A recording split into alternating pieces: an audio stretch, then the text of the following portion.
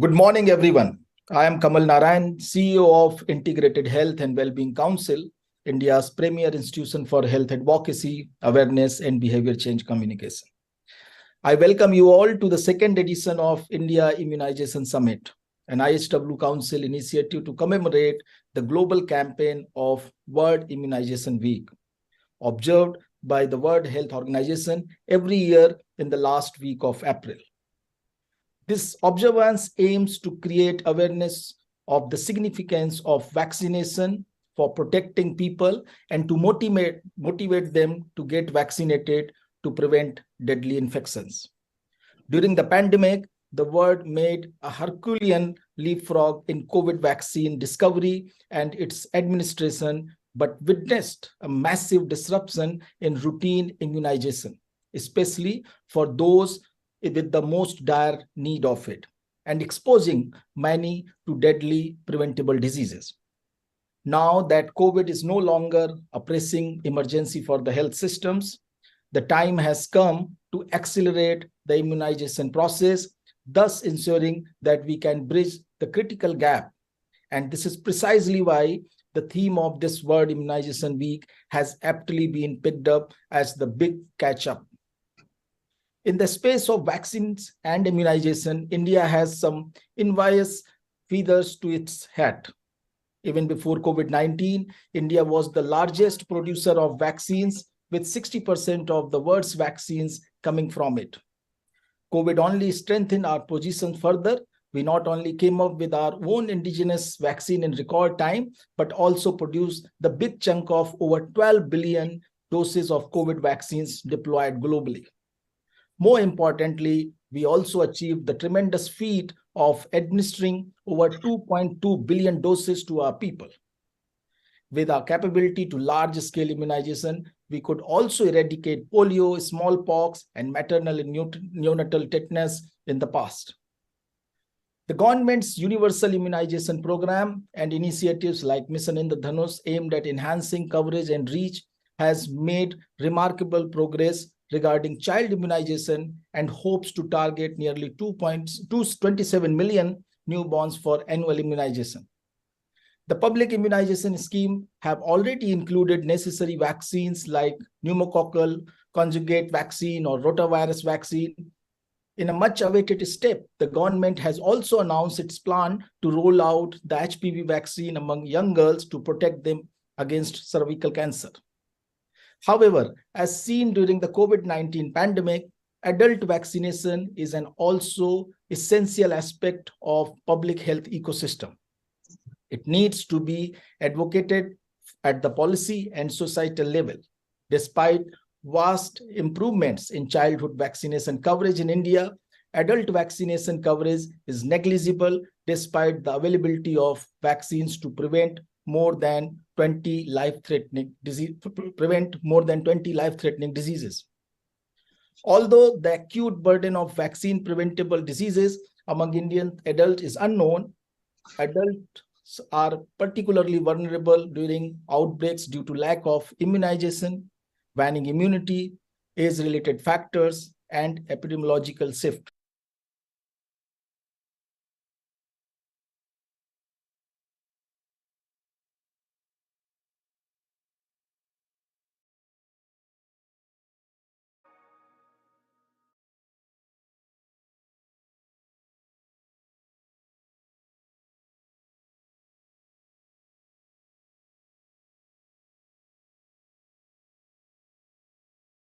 We can create relevant awareness on the negated aspect of life course immunization and identify and address the gap in it from a public policy perspective. So let me introduce and welcome today's esteemed speakers who have joined us for this session. We will be joined by Professor Dr. Y.K. Gupta, President, AIIMS Bhopal. Dr. Gupta has an experience of almost 4 decades and led several key departments and committees at AIIMS New Delhi. Before taking the charge as the President of AIIMS Bhopal, Dr. Gupta held the position of Head of Department of HOD of Pharmacology and Pharmacovigilance at the Delhi headquarters. We are also being joined by Dr. Pradeep Haldar. Dr. Haldar is an honorary strategic advisor at John Snow India. He has led many programs and initiatives on immunization as part of National Health Mission. We are joined by Dr. Arindam Roy, India Country Lead, New Vaccines and Immunization Systems, Bill and Melinda Gates Foundation, and also by Dr. Prashanta Kumar Roy, Technical Officer of Intensification of Routine Immunization as WHO Country Office in New Delhi. Dr. Roy has extensively worked in programs such as eradication of polio and elimination of measles-rubella. We are also joined by Mr. Abhimanyu Saxena, Senior National Program Manager of Co-Win and E-Win Health System Strengthening at UNDP India. He has been associated as expert on immunization with organizations like National Institute of Health and Family Welfare and UNICEF. We will be joined by Mr. Vishwanath Swarup, CEO of India Business at Bharat Serums and Vaccines Limited. He has been leading many important projects as BSVL, focusing on affordable healthcare with larger goal of creating a health ecosystem to benefit all. And last but not the least, Mr. Sarad Goswami, who has joined us from Pfizer India. He's a Senior Director, Global Policy and Public Affairs at Pfizer India. Mr. Goswami is an ace public policy advocacy and communication professional with extensive experience of helping several corporates, not-for-profits, and state governments in this regard. So welcome all our esteemed speakers who have joined us today on the first session of India Immunization Summit. And we all would also like to take this opportunity to thank our partner in this program, Pfizer and BSVL, for their kind support to make this program happen.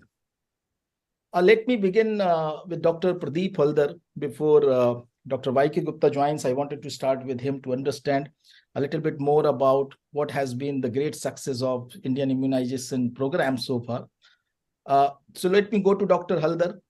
Dr. Haldar, after the successful child immunization, I have outlined a bit of it, but I would like to understand from you also, how do you see the success of Indian immunization program so far, and where do you see the big hits and big misses in this? Yes, what I would say that when you're looking at the country's immunization program, which started in 1985 as Universal Immunization Program, that's the period, and by 1990 the country was able to expand the immunization program nationwide.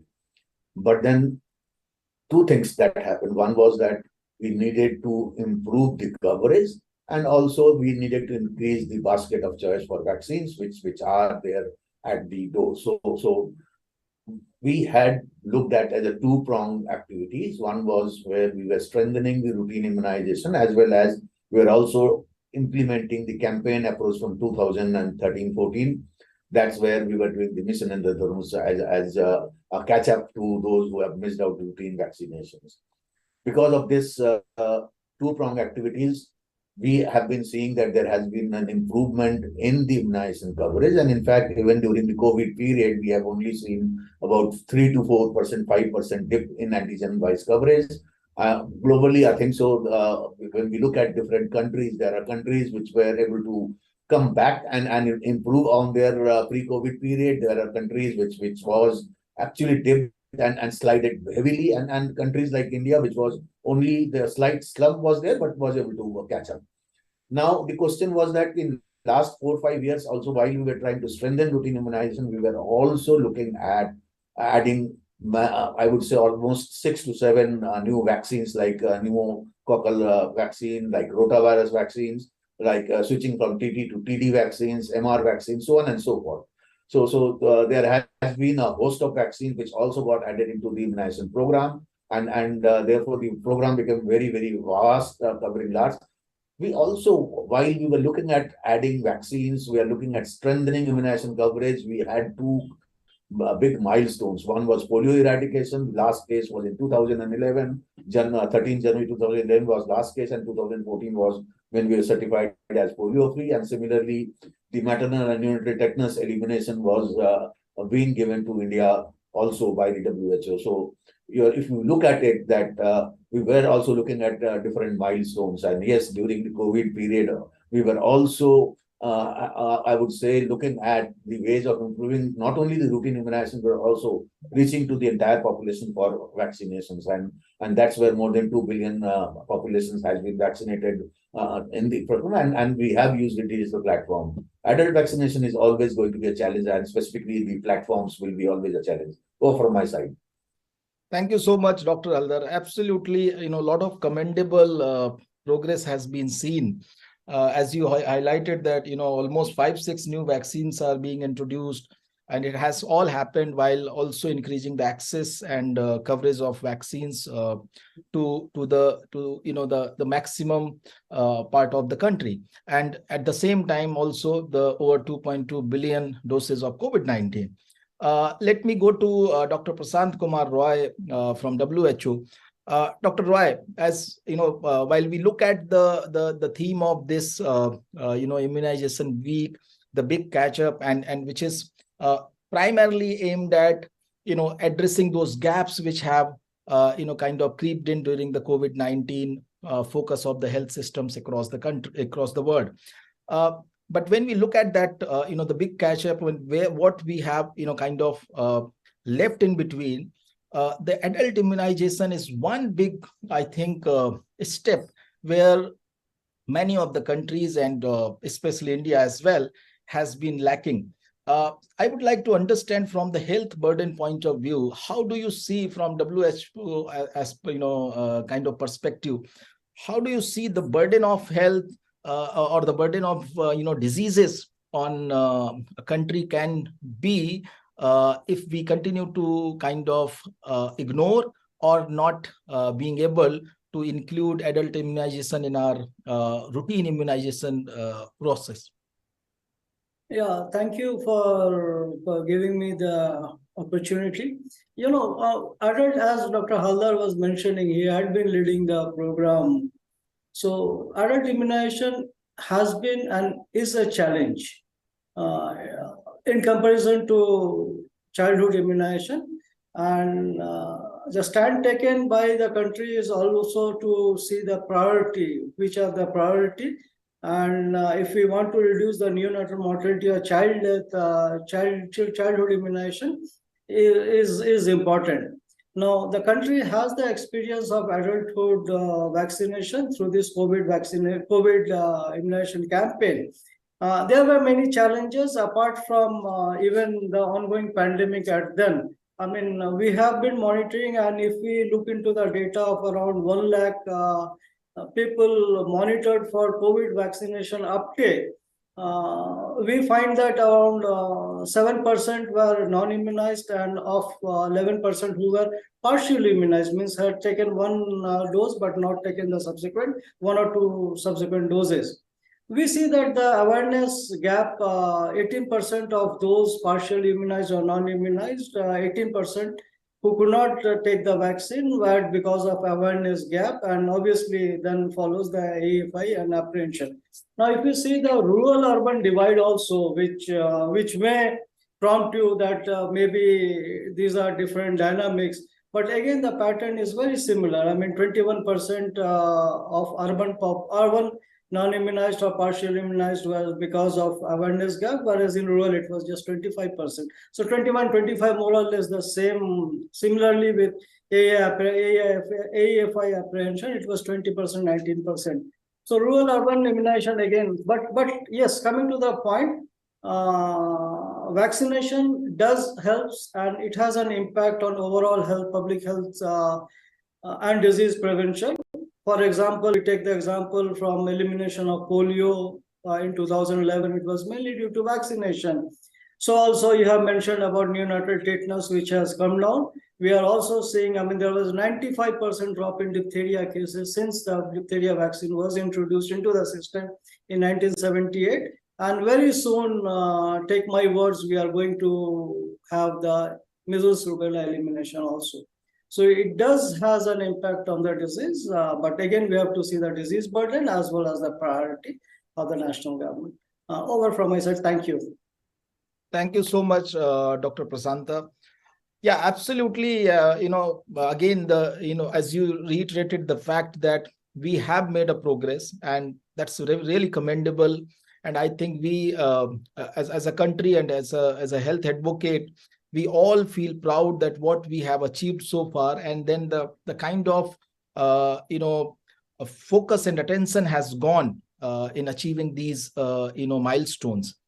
But at the same time, when you look at the bigger picture, you do feel that I think this is the right time to kind of move to the life course immunization or something which is also creating a major kind of disease burden or maybe mortality in the country. Some of the figures, as if we look at that, almost 7% of Indian population is over above 65 years of age. Now that is the kind of age where you are recommending, and almost every medical association, or including even the government of India, has started recommending that there are certain vaccines which especially the flu pneumococcal kind of vaccines which should start for the adults also, and especially those at the elderly age. But at the same time, we are not able to kind of integrate the same in our public health system or the public immunization processes. I agree. I'm sure there would be challenges, as you have highlighted and Dr. Haldar also highlighted. Let me go to Dr. Arindam Roy from Bill and Melinda Gates Foundation. Dr. Roy, how do you look at the adult immunization, kind of status and coverage in India? Though it is not a part of public immunization system, but at the same time, there are kind of several efforts being made by the private sector, by the kind of healthcare practitioners, making people aware about it. How do you see that at the current state, and how we kind of move from it? Yeah, thanks, Kamal, for this very pertinent question. But at the very outset, I just like to thank the organizers, ISW Council, for giving me this opportunity to sit among the galaxy of experts to participate in your inaugural session. Pre-COVID, there has been a report by a group of researchers from Johns Hopkins University who actually looked at the archetypes of the immunization program in 34 countries. Now, they actually identified 4 archetypes. Within that, the 4th archetype was, which is child-focused and cost-sensitive. And that's the archetype which fits India in.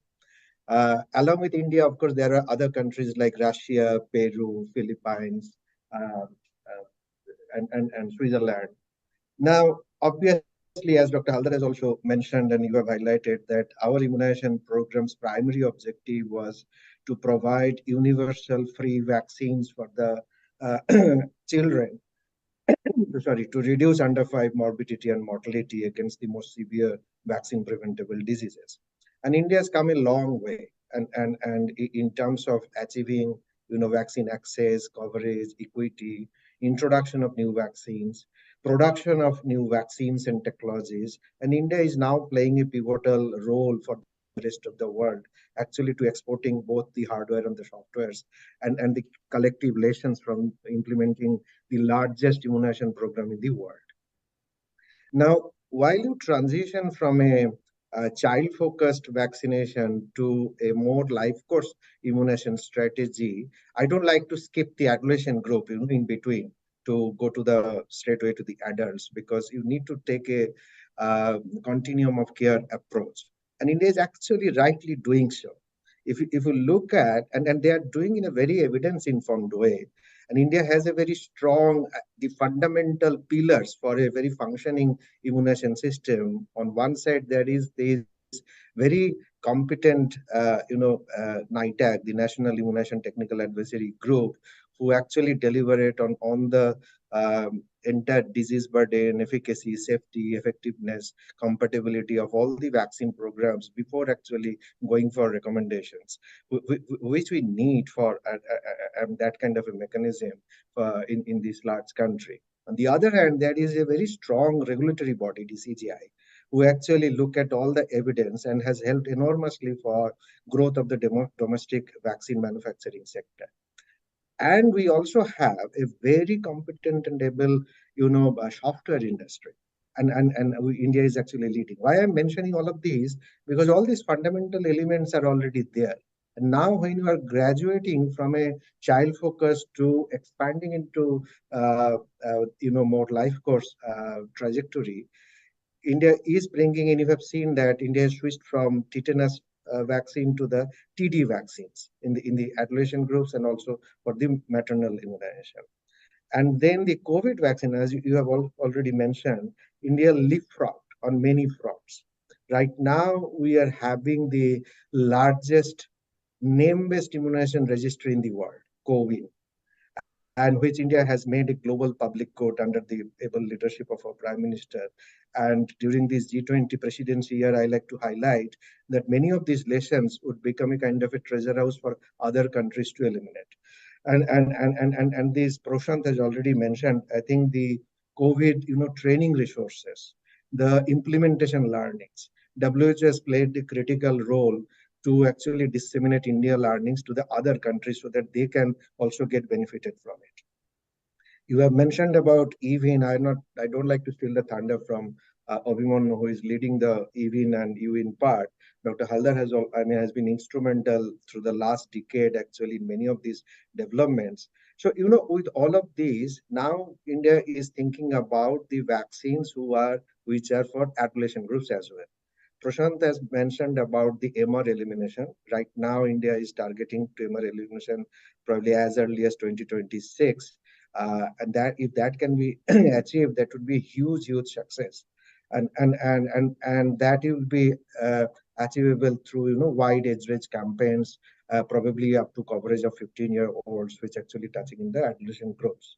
Similarly, there is already NTAGI has recommended, and we know that government has accepted and proceeding forward on other vaccines for the adolescent groups, including HPV vaccine, typhoid conjugate vaccine. So we are going there. Now on the adolescent vaccines, there are, I think, if time permits, we'll come back to more specific or vaccine specific discussions. But I just like to say that, as Dr. Haldar has also mentioned, India offers completely free universal access for the childhood vaccine. And that has enabled the population at large to get that coverage and ensured access. Now, in order to offer that kind of a free vaccination for adults in 1.3 billion population country, it's a matter of priority setting. Of course, you cannot do it universally. So how do you set those priorities? So there has to be some kind of a framework, and now there is the International Council of Adult Immunization who has already laid a roadmap. There is some work in India which has also been done. There is also been a study which is longitudinal aging study, and Odisha actually has come out with a kind of a framework. So, and there are already lessons available from, in piecemeal. I'm not saying that they were systematically adult immunization, but there are lessons for adult immunization, say polio immunization or the meningitis immunization for Hodge pilgrims, or the yellow fever vaccination for the travelers. These are the examples where adult vaccination actually takes place in India. You can say this is focal efforts, and these are under the obligation of international health regulation. But these provide a kind of a regulatory systematic framework to look at. And I'm just saying, while COVID provides probably the largest immediate lessons, there are other lessons pre and para COVID, which also we can curate and can actually formulate to have which are the priority groups that the government should consider while going for the adult immunization. And there are two aspects of it. You can have some vaccines offered through a national program, but that doesn't necessarily mean that all the vaccines have to be offered free. There are other mechanisms, and if time permits, we can come back, because all over the world, funding for adult immunization has been cited as one of the chief constraints for the adult immunization coverage. Now, should these be the elderly with comorbidities? Should there be high-risk occupational groups? Should there be, say, maternal immunization priorities? I just quickly like to mention that after successful ramp up of coverage of pentavalent vaccine to say more than 90%, Measles elimination goal is just in horizon. And the pneumococcal vaccine, as Dr. Haldrash mentioned, is scaled up all across the country, and actually coverage is increasing. The residual pneumonia burden comes from RSV, respiratory syncytial virus. And there are actually effective vaccines in the horizon. And there are India's Lancet study is already showing there is a high disease burden, both in terms of morbidity and mortality. If you look at India, there are recent studies, even in rural areas in Maharashtra, which is showing that every one hospitalized death due to RSV, there are 13 community deaths coming from RSV. And there is kind of 23 to 50 RSV hospitalization per 1,000 child years. So, there is a sizable disease burden. And I'm sure that there are, expert groups within NITAG and other policy bodies which are looking at all this data. There is a modeling group who has been invited by NITAG actually to discuss on RSV vaccines. Potential to save much more lives. And these are the kind of priorities. So I just like to make a distinction here. So when you say adult immunization, it's not necessarily that by immunizing adults, you are just protecting the adults. RSV vaccine is a classical example where by immunizing the mothers, you will be actually protecting the neonates, the babies. They are particularly under 6, and you can overall reduce the under 5 mortality. So we should look at the entire adult immunization spectrum from both these perspectives. That adult vaccines for the high-risk adult individuals, but at the same time, adult vaccines as a channel to protect and reduce further disease burden in the most vulnerable, which are the children. So anyway, I don't like to take much more time. Maybe we will revisit some of these topics if time permits. Thank you. Well, thank you, Dr. Roy. I think you have given a very balanced view on that, looking at that what all has been achieved and how we are progressing also, transiting from child-focused immunization system to how we are now kind of taking the continuum of care approach by involving the adolescent. And I think the very well example is definitely of the government's now plan to roll out the cervical cancer vaccine, the HPV vaccine, as you mentioned, and also the MR1. Let me, before I go to the more technicality also of what all is needed to, kind of ensure that we are able to include the adult immunization, and through adult immunization, kind of protecting all age group also, including the kind of, the newborn, as you mentioned. Let me go to Mr. Sarath Goswami. Mr. Goswami, you are seeing that the country is almost progressing in the right direction, getting, several milestones and kind of, ensuring that wherever, the priority areas are, we are kind of doing the right things at the right time. And COVID-19 vaccination shows, that one of the major example of it. How do you see that when it comes to the country's ongoing approach and progress towards taking the continuum of care approach, or, kind of involving adult vaccination, adolescent vaccination in this? From the policy point of view, where do you see that, what is the approach which you feel is the fit for the country, in terms of keeping in mind that we have to make the right priorities in our public health? It cannot be kind of a corporate, approach for everything. How do you see from the industry point of view, while you see that there are vaccines available, this can be kind of be a game changer in terms of reducing the mortalities, reducing the disease burden, and obviously, it being the most cost-effective approach towards public health, and ensuring that you are able to not only reduce the disease burden, but also give a much more healthier life for the citizens. Thank you, Kamal. And it's really exciting that in the Immunization Week, you have picked up the topic of adult immunization. And seeing the kind of conversation that I see almost every week, it looks to me like we are really headed in the right direction. And so many conversations have now started on adult immunization. That's very, very heartening. I think the first thing I'll say is that given our COVID experience and the National Immunization Program experience, I just feel that in every possible way as a country, we are absolutely ready to bring in the adult immunization concept. I mean, the state of readiness is as high as it can ever be. I mean, just from the perspective of, let's start with attitude.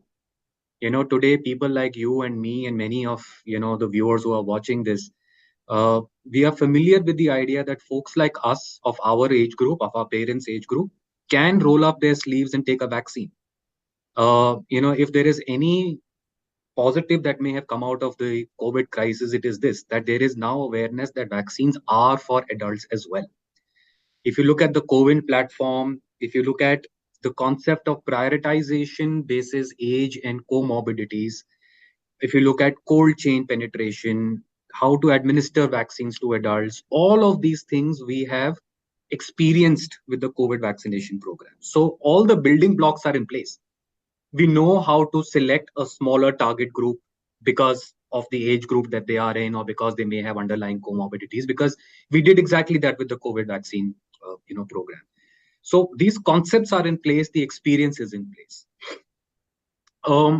I will obviously speak a little bit about pneumonia because that's something that we are very, very familiar with. But if you indulge me, here are a few stats. It's amongst the top 4 causes of mortality across the world. In fact, if you take off COVID, which is now not causing that much mortality, thank God for that, it is amongst the top 3, right after tuberculosis and hepatitis B. India has 23% of the world's burden of pneumonia. 20% of the patients who get pneumonia get hospitalized. Mortality is as much as 5% in OPD settings and 25% in ICU settings. Now we talk about readmission. 1 in every 5 patients of pneumonia get readmitted within 30 days for pneumonia again. 1 in 3 in 1 year, right? 40% get readmitted more than once a year. So we know that here is a disease where obviously there is a level of prioritization that's required. And credit to Dr. Haldar, under his watch and stewardship, India introduced Pneumococcal Conjugate Vaccine for, in the pediatric setting. But here is the thing.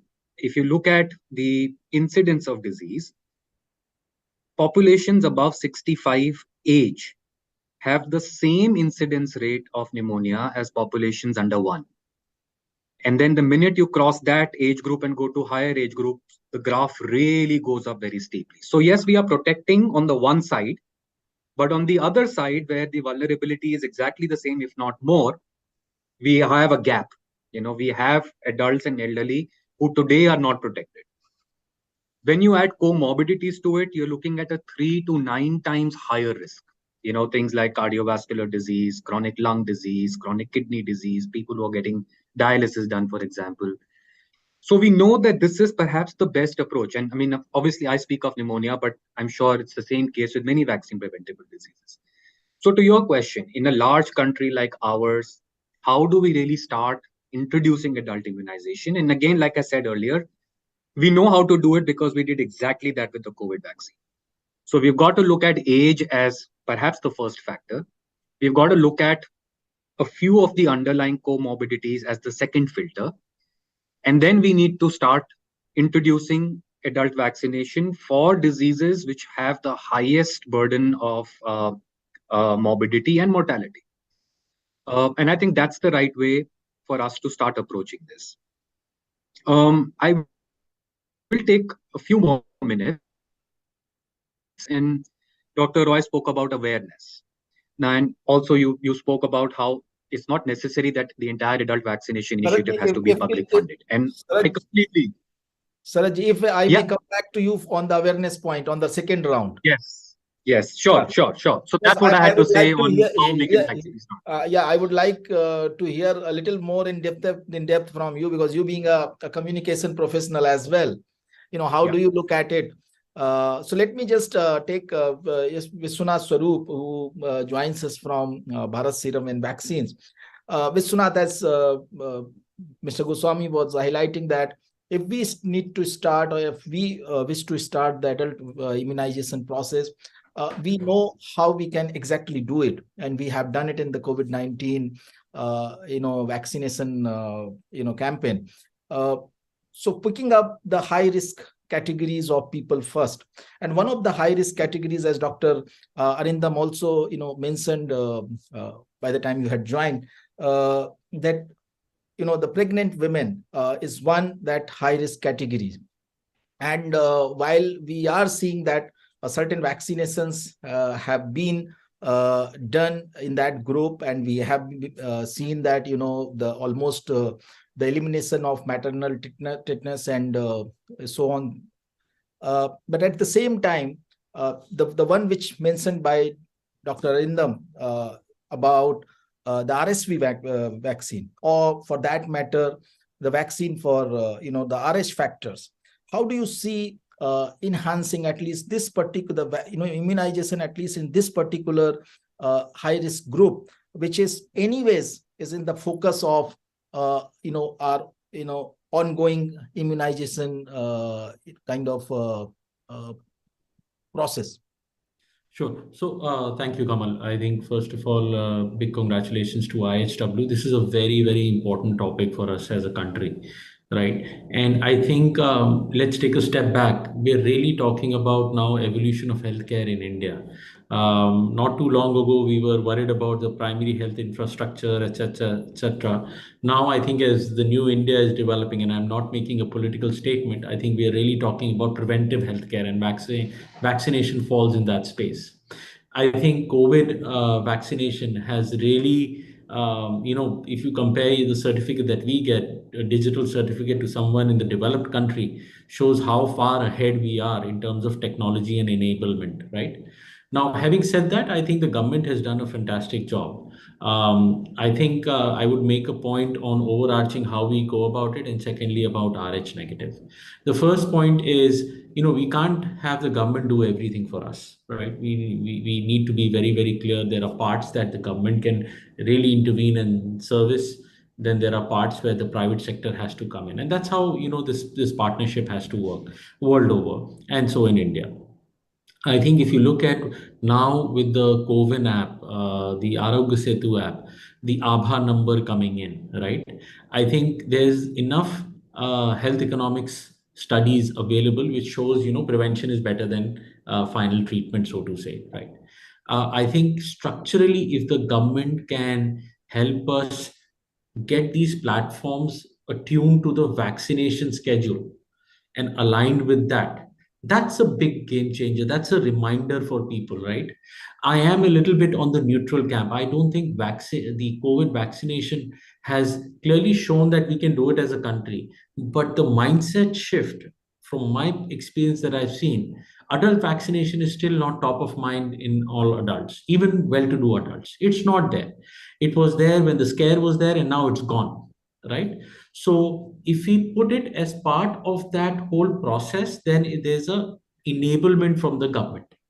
Now, we cannot do everything all together, and we will need to take a little bit of a staggered or a graded approach on a high risk profile. High risk, of course, geriatric population, etc., but I think pregnant women, and again, there was a point being made, I think Dr. Ray was making it, that adult vaccination just doesn't impact adults, it impacts the rest of the population as well. RH negative is a classic example, right? If you don't take, one of the anti-Ds, then during your pregnancy, there is a high risk that the child will have some sort of blood disorder, right? Now, how can the government enable it, right? We as BSV we were one of the leading players, and we have a worldwide patent. We export it to multiple countries, etc. I think we are working very closely with the government and around creating this awareness. And we don't have to do anything new. Digital is very, very fancy, very, very clearly the new India focus. But there's Bharat as well, and Bharat still listens to All India Radio, right? How do we use those platforms to actually drive awareness? So we are partnering with governments. 2 state governments have already agreed to kind of just say, if the lady is pregnant, how do you really manage that protocol? We are working at a CHC, PHC level, where the woman goes and tries to get some help to kind of partner with them and say, how do we, not just for Rh negative, do a complete test for the woman, just very simple tests, right? Blood pressure, etc., blood group. And I think that's the piece that, the government and the private sector have to work with. Then comes the procurement. I think now as a country, we are now clearly, in the world's top few economies. We cannot say that we don't have funds, and I don't think that is the case anymore. There is enough and more funds available for healthcare. It is just about prioritization, and I think that's where, if the government can prioritize procurement of these vaccines and dissemination through their infrastructure, which is a collateral benefit we got out of COVID. I think we are 80-90% there. And I think given where we are, that's a huge win for us. Thank you, Vishwanath. And I'm sure, as you have highlighted that, there is the need of that realization among all age group, and especially in adults, that there is a need of a vaccination for them as well. Conventionally, we have been thinking that vaccination is only for the newborns, for young children. And I'm sure that after COVID-19, that mindset started coming in. But at the same time, as we are getting out of COVID, that mindset is also kind of disappearing. And we need to leverage on that thought process, that mindset, and ensure that we kind of take it as an opportunity to look at vaccines as an important tool for public health interventions. Let me go to Mr. Saxena, Abhimanyu Saxena from UNDP. Mr. Saxena, your organization and your the primary mandate involves that how we can ensure the equitable and timely access for immunization for kind of people who all in need of it. And I'm sure we have heard about the technology being a very important driver in this whole process. The India could achieve this 2.2 billion doses deployment of COVID-19 vaccine only because of its very, very robust the technology backbone. And as the other speakers also highlighted, your institution and you have been actively involved in the COVID even platforms. How do you see the same platforms kind of becoming an important backbone for rolling out adult immunization, and especially when you want to do it in a kind of priority groups first, and then kind of move on to universal at the right time?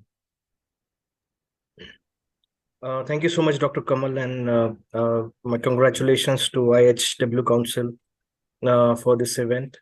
It's a pleasure to share panel with an esteemed guest and my mentors, including Dr. Haldar, Dr. Arindam. Now, talking about inclusion and ensuring equitable access, I think as previous speakers mentioned, that the key ingredient already exists. India is a self-procuring country. We are pharmacy to the world. The vaccines are there.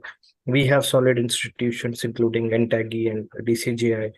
The expert group is there. We have a very robust cold chain network in the country, especially at the periphery level. The COVID vaccination program shows that we have the capacity to maintain the cold chain and deliver till the last mile.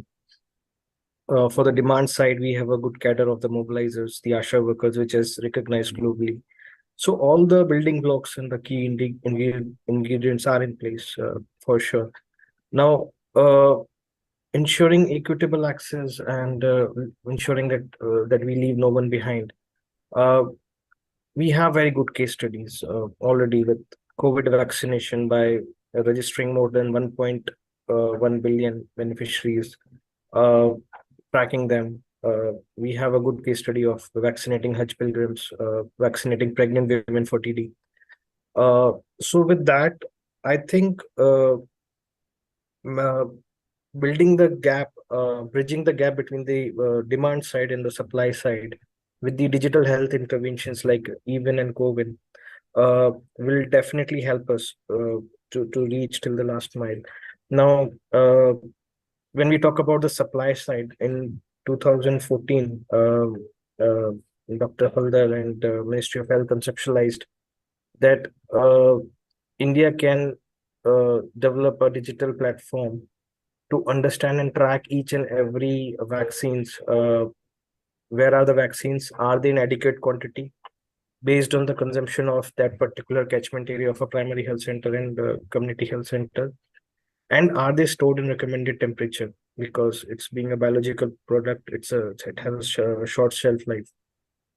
So we installed temperature loggers across all the vaccine storage centers, what we call as cold chain points. And we ensured that every cold chain handlers, more than 29,000, have the mobile application called Even to digitize the vaccine stock and the storage temperature. So Ministry of Health sitting here knows that what is the temperature and what is the stock of a vaccine, right from Leh Ladakh till the remotest block of Andaman and Nicobar Island. So with this robust technologies, the supply side can be taken care of, not just in terms of visibility, but as previous speaker said, understanding the targets, the consumption of a particular catchment areas, and establishing the correct reorder level to understand that as and when if somebody is interested for vaccination and at the session site, we ensure that we have adequate vaccines to deliver. Now, coming to the other aspect of what we call as digital inventory or digital registry, and this was one of the game-changing decision. And when Dr. Haldar and Ministry of Health decided that we will have individualized digital tracking of beneficiaries for COVID vaccination, which means we have to register close to 1.1 billion beneficiaries, track their vaccination status, give them a digital vaccination certificate with a QR code, and send them SMS notifications when their next vaccination is due. Now, the same digital public good and the same open source technology can be leveraged when we are thinking about amplifying the adult vaccination. All we need to ensure is that there are 2-3 fundamental principles that the end users, our healthcare workers, should be comfortable in accessing this kind of digital health solutions. It should be as user friendly as possible. It should work in the adverse condition. There are many areas in the countries where we have we may not have infrastructure to use these digital health equipment. So in a very low resource setting with low network coverage, we should be able to use the solution aggressively. And of course, the inclusion. We have beneficiaries for which we can, who knows how to create their Aadhaar ID, who knows who have Aadhaar card, and there are beneficiaries who may not have a valid photo ID, who are part of migratory population. How to ensure those, and how to ensure that every beneficiary is registered with a unique ID or linked to the Aadhaar is very important. So that will be a key component, that how we ensure that inclusion is all, just like we did in COVID. So I think in line of that, I think Ayushman Bharat Digital Health Mission has some very critical initiatives, like the Aadhaar ID. Every beneficiary should have a unique health ID, wherein everyone can access the information as and when required. The healthcare professional registry, that all healthcare worker can have a unique health ID, unique healthcare professional ID, and then HFR, all healthcare facilities, including private and public, are linked to that Ayushman Bharat digital health platform. So once this common directory and common database will be in use and everybody use the single source of information, I think then we will be able to amplify this up to a major extent, and we'll be able to do the needful as and when required. Yeah. So I'll stop here. And thank you so much, Abhimanyu. I'm sure you have kind of very aptly highlighted the whole technical and logistic backbone which we have built to manage the supply chain of vaccines across the width and length of the country. And I think that on that capability, we shown or kind of we were able to manage the mammoth task of ensuring this massive COVID-19 immunization across the country. let me go to Dr. Haldar. Now we are left with the 10 minutes for this session because the second session speakers have already started joining, I believe. So I'll request everyone to be little, kind of precise on the points, and we can, kind of take everyone on this round of questions. So let me go to Dr. Haldar. Dr. Haldar, what we heard so far from all our speakers that almost on every front, whether it is being, kind of production of vaccine, we are already producing for the whole world. While it may be, kind of the backbone, technology, logistics, supply chain, and even our track record. We have wonderfully kind of focused on women, kind of maternal and child immunization. We have been able to eliminate diseases. We have been able to eliminate, polio, kind of tetanus, and we are in the process of eliminating more diseases and COVID-19. And also highlighted that it is more of a, the matter of priority these days than, the actual economy and the funding associated with it. How do you see that? What are the roadblocks now to kind of roll out or adult immunization? I'm sure, to begin with, we can go for a specific, kind of high risk groups, kind of pregnant women, people with comorbidities, and so on and so forth. But at the same time, I think once we start that, this also gives a message to the entire population, and for all those who can also afford to go for the vaccines, privately or out of pocket or on a private setting. But it is important is that do we put it in that priority? So where do you see, kind of a gap or roadblocks in terms of moving towards that we involve adult immunization and a policy level, and also start rolling it out? Yes, when we are looking at health as such, NHM in 2005 actually gave focus. It's not immunization, but it's entire health structure which has been the focus, building infrastructure, building maternal health, child health programs, etc. When you're looking at the vaccination program, also I would say that you have a prioritization. So looking at that, where is the working, where is the number, and then looking at and vaccinating the childhood, because I would say still there are a lot of vaccines in the childhood vaccination which still needs to be looked into. There are adolescent vaccines which are still needs to be introduced. So the task is not over. Whereas I would say when we are looking at the adult vaccination, high risk group, we don't really have an electronic records of high risk group. So when we were looking at the COVID vaccination and we initially wanted to prioritize on the high risk group, we were lost when we were saying 45 plus with comorbidity or 60 plus with comorbidity. Literally, I would say that you need a declaration of the individual saying that I am a hypertensive, I am a diabetes, so on and so forth. So you really don't have a registry of the people that you're looking at. Pregnancy is a very temporary part. Maybe that's a separate group where you can. But identifying high risk group and saying that doing a vaccination of a high risk group or a selected group will always be a challenge. So what is looking at is that when you're vaccinating the adults, there is vaccines available. Maybe you bring in more visibility of this thing. These are all been discussed at the National Technical Advisory Group, and that's where they always would be advising that where are our priorities for vaccination and what are the evidences. Over from my side.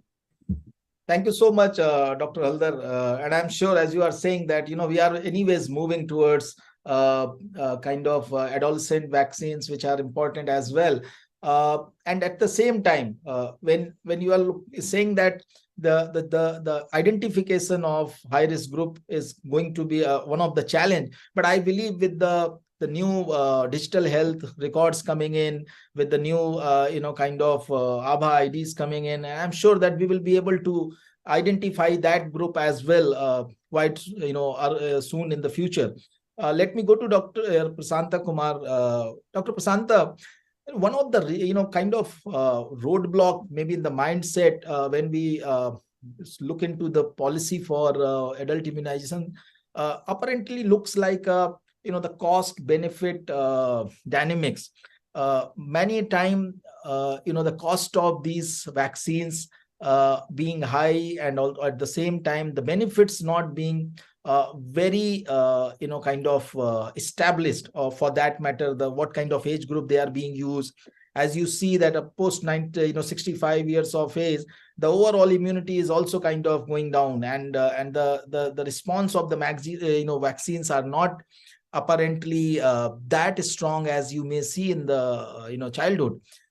Is that one hurdle for both policymakers as well as the end users, or the people, that they do not look into adult vaccines so keenly? You are on mute, sir, I believe. Yeah, sorry. Taking cue for what from Dr. Haldar as well as Arindam, cost benefit is one issue, but the main issue is you have to understand how these new vaccines are introduced, and what Dr. Haldar has mentioned, it is deliberated upon by a group of experts at NTAG. So where all these things, disease burden and then other factors are taken into account, and then a decision is made. Now, again, in continuation with what Dr. Arindam said, you have to see, earlier the focus, still the focus is childhood vaccination, but gradually it is expanding, and adolescents are coming into the net. There's what the continuum of vaccination. Obviously, there are discussions on life course vaccination, but again, it has to be very gradual, and it has to be decided by the group of experts. So who takes into all these factors into account, and believe me, understand, there is a system which is in place. Anything which is first discussed and decided upon can easily be rolled out. There is a system how these operation guidelines were rolled out for COVID vaccination, which was adult. Dr. Aymanyu has mentioned about registration process and COVID. And now the COVID has been expanded into UVIN, where routine immunization data are also would be coming through this UVIN. All beneficiaries, all children are going to be registered in this UVIN. So these are all coming up in a big way. Cold chain system is in place. So these can be rolled out. But again, the decision making is through a apex group. And who takes into account everything? Thank you. Thank you so much, Dr. Prasanta. Dr. Arindam, you wanted to kind of go a little bit more in detail about certain vaccines, but in the lack of time, we don't have that much luxury today. But I'm sure we will be able to do it in some of our next program. Maybe we're more focused on that. But let me try to understand one aspect from you, that when we, as I tried to ask for the cost benefit, kind of dynamics in that. But when it comes to public health planning, how do you see that, when Mr. Goswami highlighted some of the very important numbers, and you yourself highlighted that, the pneumonia itself being one of the major killer, and especially in the age group, in the elderly age group, or with the comorbidities and all that. And I'm sure all that, kind of also converts into a burden into healthcare system, and a cost to the, the public health exchequer, as well as on the overall economic, performance of the country. How do you see that, this becoming an important aspect in the decision-making process, where you do not look at just on the priority of the today, but also see kind of these kind of steps as an important investment towards not only protecting the population, but also saving the cost which you will be incurring if they are left kind of uncovered, unprotected. Yeah, I'll just quickly go through the immunization value chain from discovery, development to delivery, and just give some 4 or 5 illustrative points on that, where solutioning is already existing, and this government is actually doing almost everything in its power to do that. First of all, on the the economic analysis and all of that, you need good surveillance data for prioritizing your high-risk groups and whom you like to do. And the ILI SARI kind of surveillance platform, ICMR is already strengthening to find out, which age group is being affected, which pathogen, and all of that. And the entire PMAVIM 15th Finance Commission investment in surveillance under Government of India's overall stewardship in collaboration with NCDC and ICMR will actually help us in zeroing down on those population groups. Secondly, for the modeling and econometric modeling will help in this decision-making process. The Government of India very recently has established a National Disease Modeling Center at IIT Bombay. And they have brought in almost a dozen institutions in collaboration who will be working with all the domestic researchers and actually produce all kinds of necessary modeling estimates for both disease burden, economic impact, and everything to steer this policy and programmatic decisions for the Government of India. This is all in-country capacity. Let me go to the little bit of vaccine development side. This elderly group, which is one of the highest risk group with comorbidity, they suffer from immunosenescence or immune incompetence or immune senility. So the vaccines are not that much effective, so to say. So there are many kind of new interesting technologies are coming up, which we are also supporting globally and also in the country. One interesting fact I just like to mention, BCG vaccine, which is a very old vaccine used for prevention of TB, childhood TB and miliary tuberculosis, has many non-specific effects. And it has been proven for bladder cancer, for reducing leishmania burden, for malaria, and this is exciting, for yellow fever, for varicella. Anyway, I just like to highlight very recent, yesterday, the Government of India has issued a circular to the states to asking their willingness to participate in an implementation research for adult vaccination with BCG to reduce actually TB burden to further the TB elimination goal. I think this is a remarkable step which has happened in collaboration with the implementing arm, the immunization division, the central TB division, and ICMR. And they are doing it in a very intelligent clinical trial mode, cluster randomized trial. So I'm just saying, the country is progressing through very evidence-informed way, and that's a very thing. The other point I just like to mention, just two more points. Give me one sentence. Yeah. One is this: when you reach these high-risk groups, elderly, they are not mobile. You need to base on doorstep delivery. So you need to bring in, say, drones. You probably need to bring in, passive cold chains with longer hold life. And Department of Biotechnology and ICMR both are engaged in very interesting research, and they already pioneered drone delivery of vaccines. And Black Frog is one startup is coming up with a passive technology which has won an award, and they are actually distributing vaccines even in Africa. All people are talking about digital infrastructure. Just think of an interoperable system when all systems come in one together, along with the digital payment system, along with PMJY insurance system. I think some of your economic and financial barriers can also be overcome. ESI, by the way, is the largest employee state insurance in the world and has probably enough resources to cover some of the most essential vaccines for the adults, at least for their insured patients. I'll stop here. Thank you. Thank you so much, Dr. Arindam. And I'm sure, as you are saying that we may require drone, we have used from pony to drone to, everything in our COVID vaccination, kind of movement. A quick one, Saraj-ji, I know I am not doing justice with you because you hold the forte on that. I think the overall piece of adult immunization can be given a boost only on the basis of a heightened awareness.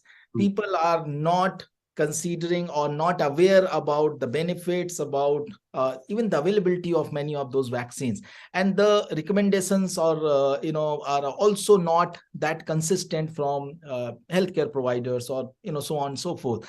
How do you see kind of building the uptake, increasing the demand for these vaccines, and that will automatically start, kind of showing certain statistics and results, and I think push for the government also for the policy.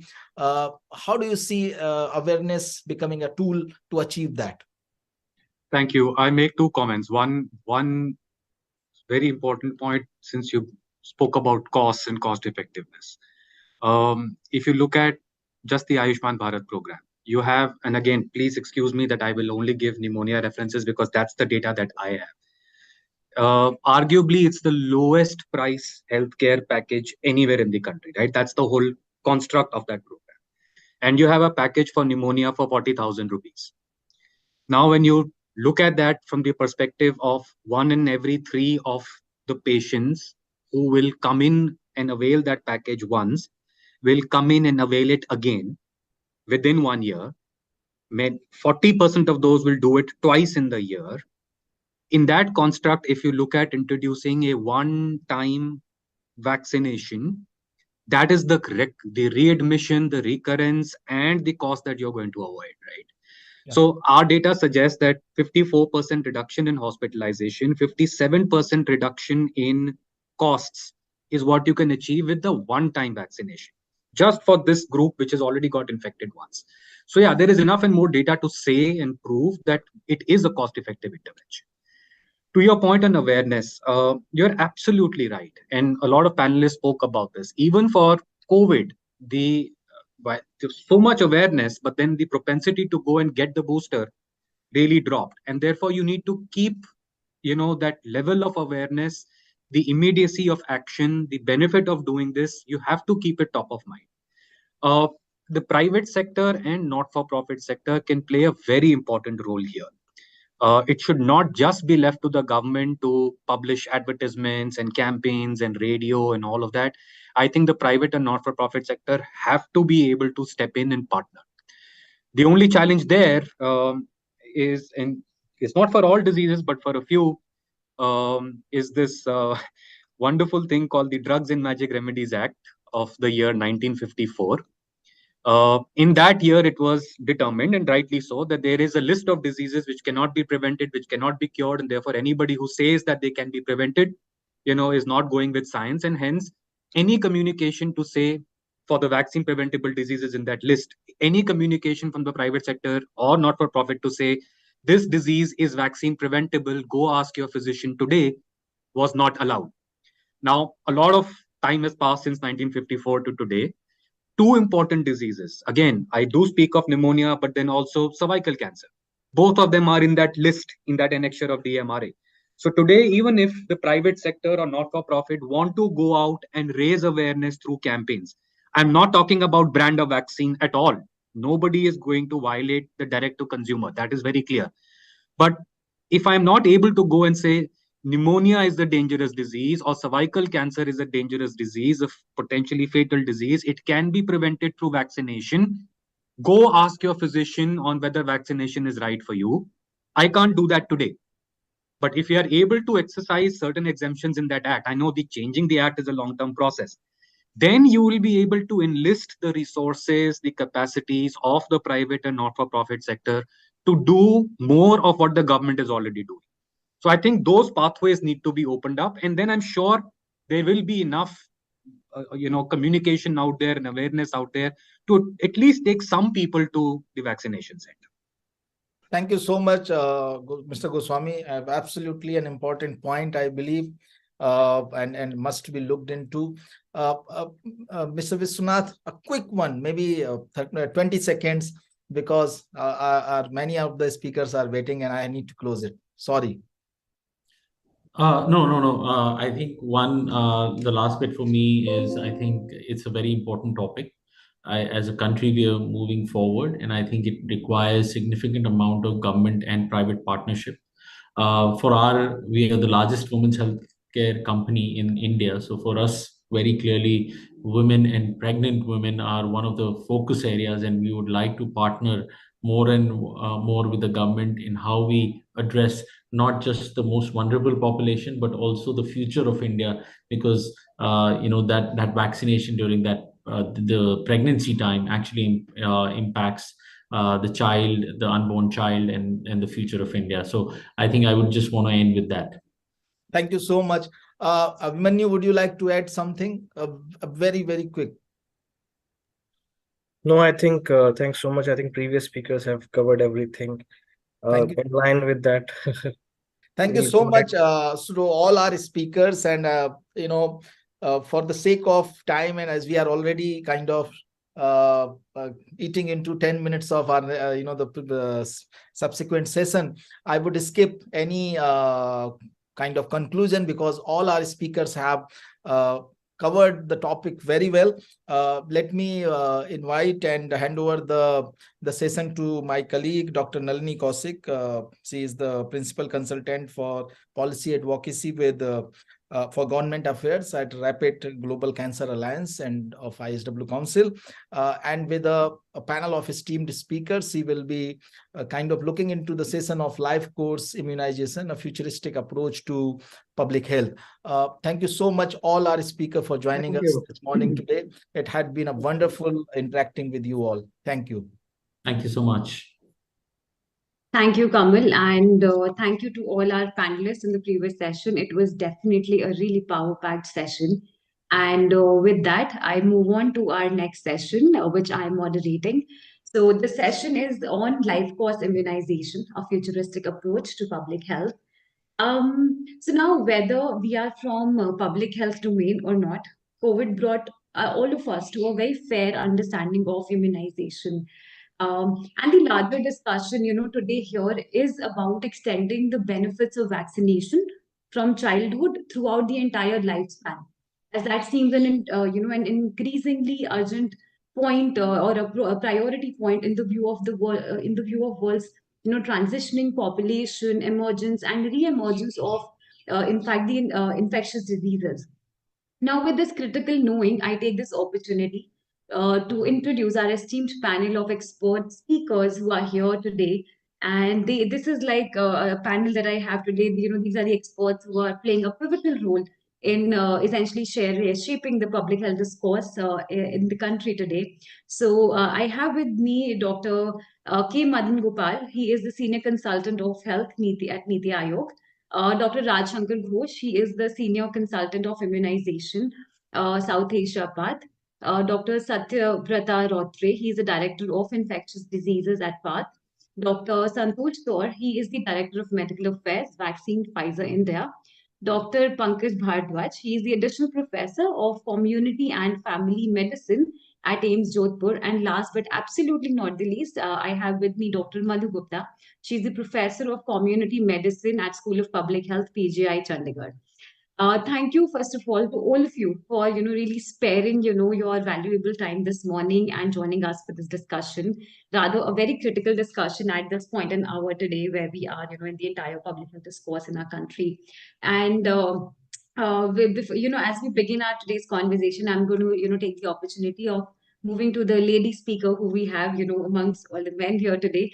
But not only because of the gender, but also because, ma'am, let us, begin with understanding basically, what essentially is life course immunization is and what impact it essentially has on the, public health and the disease prevention. And this question is essentially, it might sound simple to, to the experts here, but, the larger audience who has with us, I think we need to set a context to help everyone understand basically what that is. And so that, we can move towards a more nuanced conversation in our discussion today. Over to you, ma'am. Thank you.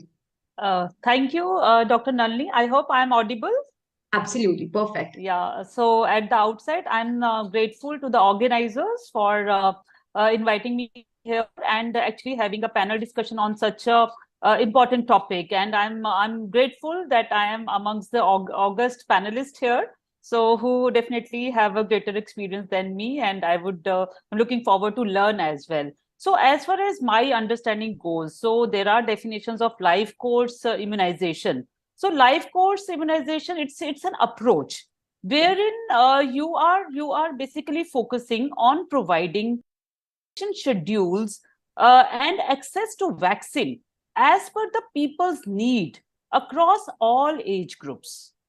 So we are here focusing on providing immunization schedules and access to vaccines as per the need of that population group across all age groups. So herein we start from childhood vaccination, then we move on to school going age group, including then adolescents. Then in the adults, we have pregnant women, travelers, healthcare providers who are more at risk of getting the infection, and the older adults. So that completes the life course immunization approach.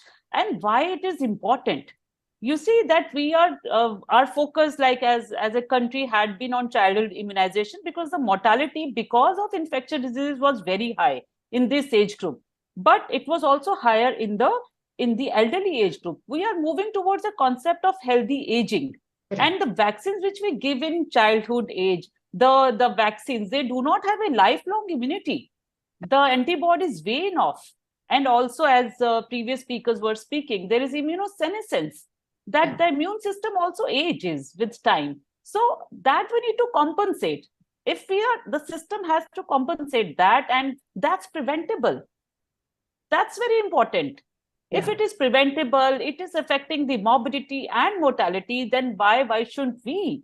So I mean, there is definitely a need to focus to provide life course immunization to prevent infectious diseases. Now look at this diphtheria, pertussis, and measles. They're coming in adult age group. So their reasons are many. If like vaccination coverage could be poor, and there are susceptibles who then become adults and they get infected, or the vaccine coverage is very high, and then the organism do not get to see the children for infection, and they infect the adults, and also the waning immunity. So these are the reasons that the adults remain susceptible, especially the older adults. So that is, I think, that is why the approach, life course immunization, is very, very relevant in this context. And as a country, I think with COVID-19 vaccination, we have we could implement adult vaccination. We have that experience. So definitely we can move towards that. Absolutely. Thank you, Dr. Madhu Gupta, for, setting the context and helping us, really understand, in a very, very simplistic manner. And I'm sure, the audience also watching here, I mean, they could relate to, what this entire concept of, life course immunization is. And moving on to, a similar tangent of what we are talking right now to Dr. Pankaj Bhardwaj. So we have heard from ma'am that what exactly is life course immunization, and in India also, if we currently look at, in a programmatic level, what's happening, at the moment, the immunization against vaccine preventable disease has largely been, focused on very specific groups to a very large extent, which is, young children and, infants. However, now there is another entire set of vulnerable population, which is sort of left behind, right? And which might also some include, sometimes elderly women and elderly people and pregnant women and, similar, high risk, population groups, so to say. At the same time, now, when we look at the global policies, we have WHO with the entire, global policy frameworks, etc., on healthy aging, etc. So if we look at, within the Indian context and the way the population is also transitioning, can you help us reflect on, life course immunization and its sort of perspective on, the transitioning population, how the idea at a programmatic level needs to be expanded, right? And how do we fit in healthy aging for our country also within this? And maybe if you could also help us, reflect on what government needs to do on that particular front. Oh, thank you so much, Dr. Nalini. Hope I am audible. Absolutely perfect. Yeah, Go so ahead. thank you so much, and thank you, Madhu madam, for setting the context, because that is very important. And I think when she said about life course immunization, I will echo on all the points which she said. Just to add to few is that when we say life course immunization, so we should understand that life course immunization is to address the lifetime risk. And that is the basic point that we need to understand, that this immunosenescence, which madam has definitely point out, and the earlier speakers were talking about, it is not just the immunosenescence. Actually, the presence of low-grade pro-inflammatory status, and we call that as inflammaging. This inflammaging results in accelerating aging. So we need to understand that this senescence has another angle, which we call by the name of inflammaging, and that actually accelerates aging. As you said, Nalini, that this is about healthy aging. Unfortunately, in India or in rest of the world, we are actually working with the Swedish ministry also. We are not currently having the even indicators of healthy aging. So it's very difficult currently even to define what healthy aging is all about. It is just to be out of morbidity or mortality, or to have a good quality of life also. So in a country like ours, where Routine immunization is again, it's been set in a good way, but it's not been 100%. So how can we define in those age groups where we just say that we are 8% population of country is aged? So that, that's the problem which currently India or currently people like us are facing. So now I will also come to a very important point that, it's the time when this life course immunization, when we talk about this, is that with this approach, we will be able to reduce morbidity and mortality and caused by these communicable diseases, as well as some what we call as downstream effects. And I will again give them a condition which is known as immune fitness. What is this immune fitness? This immune fitness is more about immune plasticity and resilience. So what does that mean? It means when there is an external threat to us, being aged, as you said, if we are vulnerable, we are having an age which is more than 45 years of age and comorbidities, then if there is an external stimulus to my immune system should be able to react or respond to that positively. But when that threat is over, I should get back to a homeostasis stage. And I think that is very important, as Madam said, that the immunity wanes off. And if immunity wanes off, the only way to resume immunity is to have these important vaccines which are actually applicable on VPDs or vaccine preventable diseases. To tell you the truth, there are a lot of stories, lot of science, and lot of published article which says that, for example, for influenza vaccine, this is not just pneumonia, cardiovascular, cerebrovascular morbidities which happens is actually taking, good quality of life of an individual. So, as you very rightly mentioned, that life course immunization not only, takes a kind of a severity, but it has kind of a parallel effects on building the immunity to have a better healthy or better aging process for us. As you said, what is the what government of India can say? I'll say again the same principle which our earlier speakers were talking: accessibility, affordability, infrastructure, and reimbursement. I'll say only 4 points that we need to work on these accessibility, because we need to know. I know that all of us will agree that for children, we know that these are pediatricians who will provide the vaccination to these, but we don't know actually who will provide the vaccination or immunization to adults. So this is about accessibility. Number 2 is affordability. We have our pharmaceutical companies with us. So how would it be affordable? Infrastructure, as I said, these immunization clinics, and last but not the least, if suppose I'm taking it, would these insurance company will help me out in taking a cost of that or reimbursement. So I think I could make my points clear on this. Thank you so much. Thank you so much, Dr. Pankaj. And I mean, I think everything that you said, it was great in, from the transitioning population perspective, from aging perspective, and then, of course, at a more programmatic level of, what the government can also do. And I'm certainly going to, circle back to both of you again, as I do have many follow-up questions on that. But, taking cue from actually what, with the point with which you ended, your conversation, I'm going to bring in Dr. Raj Shankar and also Dr. Satyavrata Rotre, because having, seen both of you on, my screen today, I cannot help but ask, prick your, in fact, brains today on the implementation side, because both of you have seen the transitions of the, how universal immunization program has, sort of was rolled in the country. You have seen the journey of such programs, to a very great extent, and not just from what the government is trying to do, but also from the implementation perspective. Dr. Raj, I'm going to begin with you. That first of all, please help us understand that we are here talking about life course immunization, a perspective which we are still developing. It is still not laid out in a very structured form. Even in the government programs, we do not have it yet. While in some shape and form there are certain we have certain programs under different immunization, and the idea is still growing in our country. Therefore, from implementation perspective, where have we been with all the immunization programs where we have rolled out in the country so far? And if we have to sort of implement now this larger aim of life course immunization, like Dr. Pankaj said, accessibility, affordability, infrastructure, insurance, I mean, this entire paradigm shift needs to be done. So where do you think, are we ready as a country? And if not, what has our journey been, and what can we learn? Where can we move from here? I know it's a heavy Wonderful. question, Thank you but so much. I cannot, sort of not take the advantage of your experience in this space. Thank you so much. So first of all, I'd really like to thank the organizers for inviting me to this conversation. It's a real honor to be part of this very well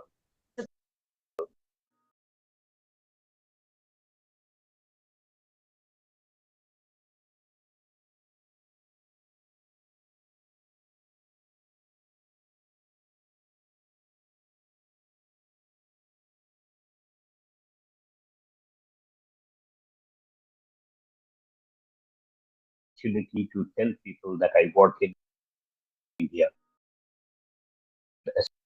The sense of pride that I have in saying that, because India's immunization program is considered globally today by all the different levels of public health people and also by general people as one of the most efficiently run programs in the world. We have done that, in terms of our routine immunization. Many of the models that we have developed in the country are being followed in different countries of the world in terms of ensuring that we have an uninterrupted supply of vaccines, not only in India but also for other low and middle income countries through platforms like UNICEF, Gavi. We have done it, and the third area that we have done is that the sheer numbers that we have been able to vaccinate through our various campaigns, the Mission Indradhanush, the Pulse Polio programs, the Measles Elimination Program, and also recently during the COVID vaccination program, speaks volumes of the efficiency of our program. Now, when I say that, I am very optimistic about the immunization programs that the country has adopted and will sustain and will adopt in the future about the life course immunization that we are talking about today. If we see India, India works on the principle of 5 E's in terms of the immunization program. The first, we talked about efficiency. For a very long period of time, our healthcare workers, our program managers have been super efficient in terms of delivering the vaccine at the last mile. The second part of the E is around the evidence. All the new vaccines that have been introduced, all the new programs that have been introduced, for example, the Mission Indradhanush, and then its journey into the intensified Mission Indradhanush, all of these have been based on solid public health evidence. The third E that we have talked about is in terms of the empowerment. While we have done the program, we have also taken steps to empower our health workers through the regular trainings and different kinds of orientations that we have done for our program managers. And also very recently during the COVID vaccine, the digital applications that were brought in, like COVID, where for the first time probably in the world, a person was empowered to make a decision as to the time, the place, the choice of the vaccine that the person could take in order to protect her or his life. The fourth E that we talk about is about the issue of the empathy that we are slowly developing towards our population in terms of the vaccination program in the Northeast, where for a very long period we had a very low coverage in the states and in the far-flung areas. There are very serious attempts, and I know there'll be some time to discuss this, where community-based organizations are working very closely with the community to understand their needs, their convenience, their issues in order to design programs and deliveries based on their needs.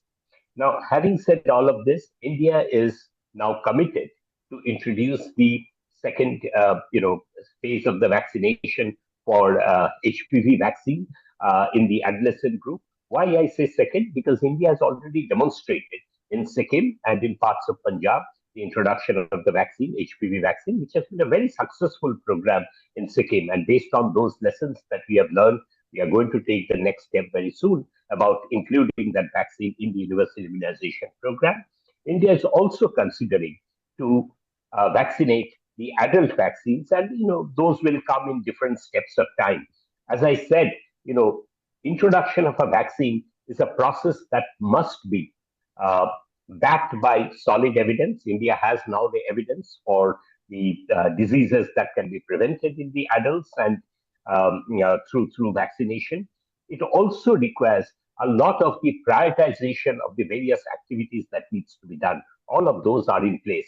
So, in a nutshell, I would say that I am very optimistic because the DNA of India's immunization program lies on the different E's that I talked about. And with that, we don't see any reason why we should fail in. Thank you so much, Dr. Raj. And I see a lot of optimism as you explained, the entire, if I could say the demand and side and the supply chain side, and you talked about doctors, the infrastructure, service delivery, everything. And everything that you said, was very optimistic. And One yes. point, if I may add, just one point. You know, why I am very optimistic. I am always very optimistic because of our manufacturers who have really committed to supply uninterrupted supply. But what makes me more optimistic is the very recent UNICEF State of the World Children report that has come out. And if you see, India has the highest score amongst the confidence on vaccines amongst the population. 98% of India's population believe that vaccines work. And there can be no better kind of indicator with an uninterrupted supply, with a huge demand for vaccines, why we should fail.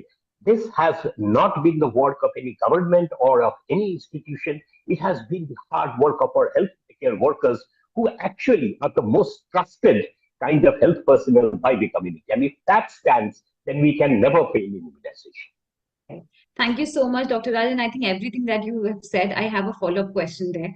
And because in the interest of time, I'm going to refrain myself, but definitely I'm going to come back to you for certain questions on that at that level. Dr. Rodri, I'm going to move to you, and the same question to you. And Dr. Raj seemed very optimistic on that front. A devil's advocate I'm going to play here. Do you agree with him? Because I have a follow-up question, because when we are talking about, the infrastructure here and everything, I completely agree that the vaccine confidence sort of thing that we see is really great when we look at India, because our government has invested quite a bit in behavioral communication and the change programs as well, which are very important for the adoption of vaccines that other health solutions the government is sort of introducing. But if I look at service delivery, my first question to you is that, whether you agree with Dr. Raj and your take on all of that I was asking before. But also then, if we are so optimistic, then my question is that, when we look at the storage and transportation, there are sort of loopholes, because the vaccines, they are not only, confined to the metro cities and larger cities. They have to, go from one city to a tier 2, tier 3, and to the last mile. How the storage is happening, how the transportation is happening. I also want to understand that, if we are talking about making India, this image for India in terms of life course immunization, given the kind of population we are, it's not an easy job to be done in our country. But if we are aiming like that, how important for us is also how important it is for us to also look at these kind of issues, the supply chain, transportation, storage, and all of that. And are there interventions that are imperative on that front, and what are those interventions? Well, thank you very much for the question. And first of all, yes, I do agree what Dr. Raj has just told. We are the largest birth cohort, and immunization has been predominantly about the universal immunization program that has been well demonstrated, well executed with all the good things. And yes, I do agree. We have immense potential in terms of manufacturing as well as vaccine delivery, not among only children's, even beyond children's into life course, because COVID vaccination has demonstrated all that machinery, the well-oiled system that has delivered these vaccines so efficiently all across all age groups, that has been proven. Coming to the supply chain or the cold chain, yes, that's a very crucial, vital component of vaccines. It has to be maintained at certain temperatures. Cold chain is so very critical, and it's 2 to 8 degrees or sometimes sub-zero that we haven't yet introduced those vaccines yet. But the supply side is the hallmark of good vaccine delivery, and that has been in place. We have a massive cold chain system all across till the ground level. We have the central vaccine store, the regional vaccine store. There are transport mechanisms, and then we have these ILR points at the PSC block level, which is our last sort of a cold chain storage point. And beyond that, we have the cold boxes and vaccine carriers that deliver the vaccines to and fro from the vaccination sites. And without that, it's just not possible to deliver such kind of a vaccine so efficiently that Dr. Raj has just mentioned about. And we have that capability. Right. Thank you so much. Thank you to both of you for instilling again that, positive confidence that yes, we have it. And, the maybe the base work and, the groundwork of that has already been laid. What we as, different set of stakeholders now have to do is just, structure and put the entire big structure there, and then look at, how we are moving at a programmatic and the implementation level. Thank you so much. And we have with us Dr. K. Madan Gopal. He is from Niti Aayog. Thank you so much, sir, for joining us. We have been talking about, we started the conversation today by understanding from two medical experts that we have that what exactly is life course immunization. We have two great experts from the development sector who have seen, the transition of the vaccine programs, implementation programs, in the country, and they told us, how, we are at the programmatic level and the implementation level. And now, my question to you is essentially, on the policy front, that when we look at not only we are here talking about a generic immunization, we are essentially talking about a life course approach to immunization where we are expanding the stakeholder groups. Currently what we see is the immunization for vaccine preventable disease only localized, essentially localized to specific stakeholder groups, which is children and infants, right? Now we are talking about how do we expand it. In bits and pieces, we have already done in certain, forms, the thinking is there, but covering, the same thing at a very programmatic level is at a very nascent stage in our country. So from a policy perspective, where do you think, India stands, and where does, a concept like life course immunization, because of course, the increasing life expectancy of, vaccine preventable diseases is also becoming more critical. Where do you think, this particular concept contributes to the public health outcomes in our country? How it is shaping the entire discourse of achieving also the 2030 agenda and sustainable development goals is also helping our country. Would you? Thank you, Dr. Nalini. This is a very pertinent question in the current scenario, because we have been focusing on mothers and children immunization. It has been all focused approach which is happening. Then during the COVID times, we have seen the uptake and use of immunization as a tool by the adults also. So a discourse has started that we should be having a life course approach for addressing the issues of immunization, because ultimately the aim of anybody, as we have traveled a long distance from disease to health to wellness, wellness to well-being, if you want, during this journey, whole of this journey, this life course immunization becomes very important, because for addressing the issue, for preventing the diseases and moving towards wellness and well-being, this immunization aspect becomes very important. Yeah. So, lot of deliberations are happening. One more organization, they have deliberated and come up with a publication, how we can include that. Second thing, we have taken pride in the demographic dividend which we are having. We say that we are having the working population more, and this demographic dividend would be there for the last coming 1 or 2 decades.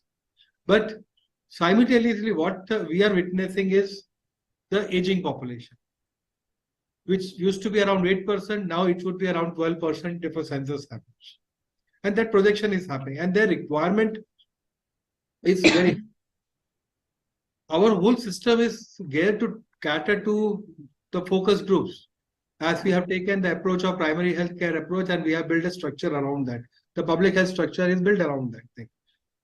And to address that, the challenges of the elderly, I'm just the challenges of elderly, that's a coming thing. Then immunization could be a very cost-effective intervention for preventing the disease and other things. That's why this becomes important. That means right from child, from womb to tomb, that services which you usually talk during this PSM days, womb to tomb healthcare services. So that means the life course, right, starting from 0 dose of polio, BCG, to your pneumococcal vaccines during the continuous shots of pneumococcal vaccines during your old ages. So that kind of thing is required. Okay, at what age, what appropriate age that vaccines are required, and that the dialogue and that other things have been initiated, and work is in progress in that direction. And Right. and as we are progressing, as more and more evidence is being generated, more dialogue is happening, then obviously looking at the other aspects, we do have a mechanism in which these things come into the national program.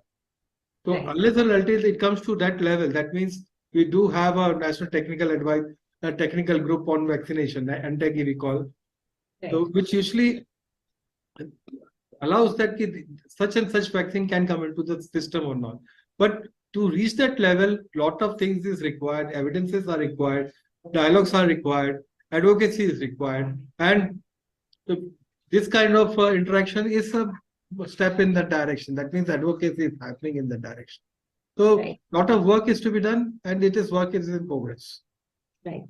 Thank you so much, Dr. Madan. And Dr. Santosh, I'm going to move to you. And, we heard Dr. Madan, and the rest of our speakers, there's a sort of optimism around this entire, concept of life course immunization, and which is very justifiable, right? Because like Sir just, ended his conversation, and we heard, many other experts right now, they have actually given the case in points that why we are very positive, and why a lot of more successes can actually be achieved, right? Of course, understanding that we need a bit of more evidences, more concerted approach, dialogues, and maybe partnerships, etc. So from where you stand, from the stakeholder group that you represent, it's very critical from where you see this entire elephant and this particular problem. So what do you think, as moving on from here, how do you see the expansion and improvisation of uptake and promotion of this life course immunization as a concept? And and where do you think that all these stakeholders are they are playing a role, and how can all the stakeholders from your perspective can come together and play that role? So you're on mute. Could you please unmute yourself? So Thank thank you so you. much, Nalini, for sharing that question. And it is quite reflective question, because when you talk about immunization, it is not a single stakeholder who will be able to achieve the impact. It is a multidisciplinary approach. And we have Right. seen, we are celebrating the World Immunization Week, where we are talking about the big catch-up. And I would say that it's not only for infant, and we have taken the topic of life course immunization. Before I answer how each stakeholder will come into picture, and especially the stakeholder, the pharmaceutical industry that I represent, I would like to bring attention to one important aspect of immunization, which always gets under recognized. That is the impact of immunization on antimicrobial resistance. Today, we all know the pipeline for antimicrobial is drying up. If you look at the new antimicrobials which are in the development, as of 2021, there were almost 27 antimicrobials. If you apply a filter of WHO criteria of innovative antimicrobial agent, only 6 antimicrobials fit into the criteria of innovative antimicrobials. So most of the microbial agents are actually belonging to the same class, expanding some spectrum, but not addressing the need of the antimicrobial resistance. So when we are grappling with the challenges of rising antimicrobial resistance, naturally it comes to me, being a physician also, I think that the best way of preventing antimicrobial resistance is the vaccination. So in any antimicrobial stewardship program where we focus on the infection prevention, surveillance, and many other pillars, I would say that we need to add one more pillar to our antimicrobial stewardship, which is the immunization as a pillar. And Yeah. the moment we achieve that, I think the replication and the ripple effect that it would have on the antimicrobial resistance problem and the challenge will be multifold. So Right. what I would say is that when we are focusing on the public-private partnership, and we have many examples, And I really acknowledge and appreciate the efforts which have been put by the government to strengthen the healthcare delivery system in countries. Today we have like Ayushman Bharat healthcare infrastructure mission, because to deliver any immunization till the last mile, we have to have very strong infrastructure, and that can only happen if you have laboratories which are empowered and strengthened, which can detect the diseases, especially the vaccine preventable diseases, and that will actually build confidence from different stakeholders. That how do we make the burden of VPDs aware, like maybe visible to the different stakeholders, right from consumer patient to the healthcare providers to the policymakers and payers. We cannot really miss out on the payers, especially the insurers, who need to come forward and also start making innovative proposals to incentivize people who have been taking the preventive care. So my quick summary would be that we have to shift our focus more from sickness to wellness. Okay, and this paradigm mindset change will only happen when we include preventive measure as one of the disease management. Currently, when we see any guideline on the disease management, it starts with the pharmacotherapy. To some extent, we have lifestyle modification, but the preventive treatment, which is a vaccination, whether it is for heart failure, whether it is for COPD, whether it is for patients living with HIV, whether it is for sickle cell disease, it's not given the importance. I'm not saying it is not there, but it's not given the importance that this deserves. Thanks. Thank you so much, Dr. Santosh, and great, I mean, great inputs from you, and like you said, about the preventive health, etc. And taking a cue exactly, from where you left and moving to our, two medical experts that we have here, Dr. Madhu Gupta and Dr. Pankaj. We've heard all our speakers here today, and there's a great optimism, and for very fair reasons of, we have seen where the policy discourse is, where the implementation strategy is, where, the idea of different stakeholders coming together and building solutions are. I mean, we have a set of, groundwork there. But going back to, the again, more basic aspects of this entire conversation, which is essentially about, immunization, because these are very cost-effective interventions, right? There are, non-specific benefits that are always attached. We have been talking a lot about, or which, when we say that there are evidences, essentially we look at, a lot of more specific benefits, but we have to broaden and see, a lot of non-specific benefits. And like Dr. Santosh, actually he added the, the dynamic of EMR also here, right? So, from this entire framework of preventive health, it is really important to look at this entire, concept of life course immunization from a very broad perspective. So, as medical experts, what role do you think, medical community, because my question is also from the perspective that we have these guidelines by IMA as well, which is a strategic sort of a roadmap for life course immunization, right? So, medical community play a really important role now when we have sort of a roadmap for life course immunization. The strategy is already in place, which is enforceable or non-enforceable is a very separate kind of a conversation, but to a very large extent the medical community at large has at least recognized, right? So the first solution to a big problem always comes when we recognize that this is a problem and something needs to be done, and the initial steps have already been taken by the medical community. So if we sort of move here and to take India towards that path of a holistic immunization program which encompasses the entire population irrespective of their age groups, and also we are looking at preventable cancers and hepatitis. There's so many entire disease category that we're talking about here. What role do you think doctors can play more here, more active role that they can play in terms of preventable outcomes at the disease level? And where do you think because we have private organization here, we have but they are giving huge solutions to us right now.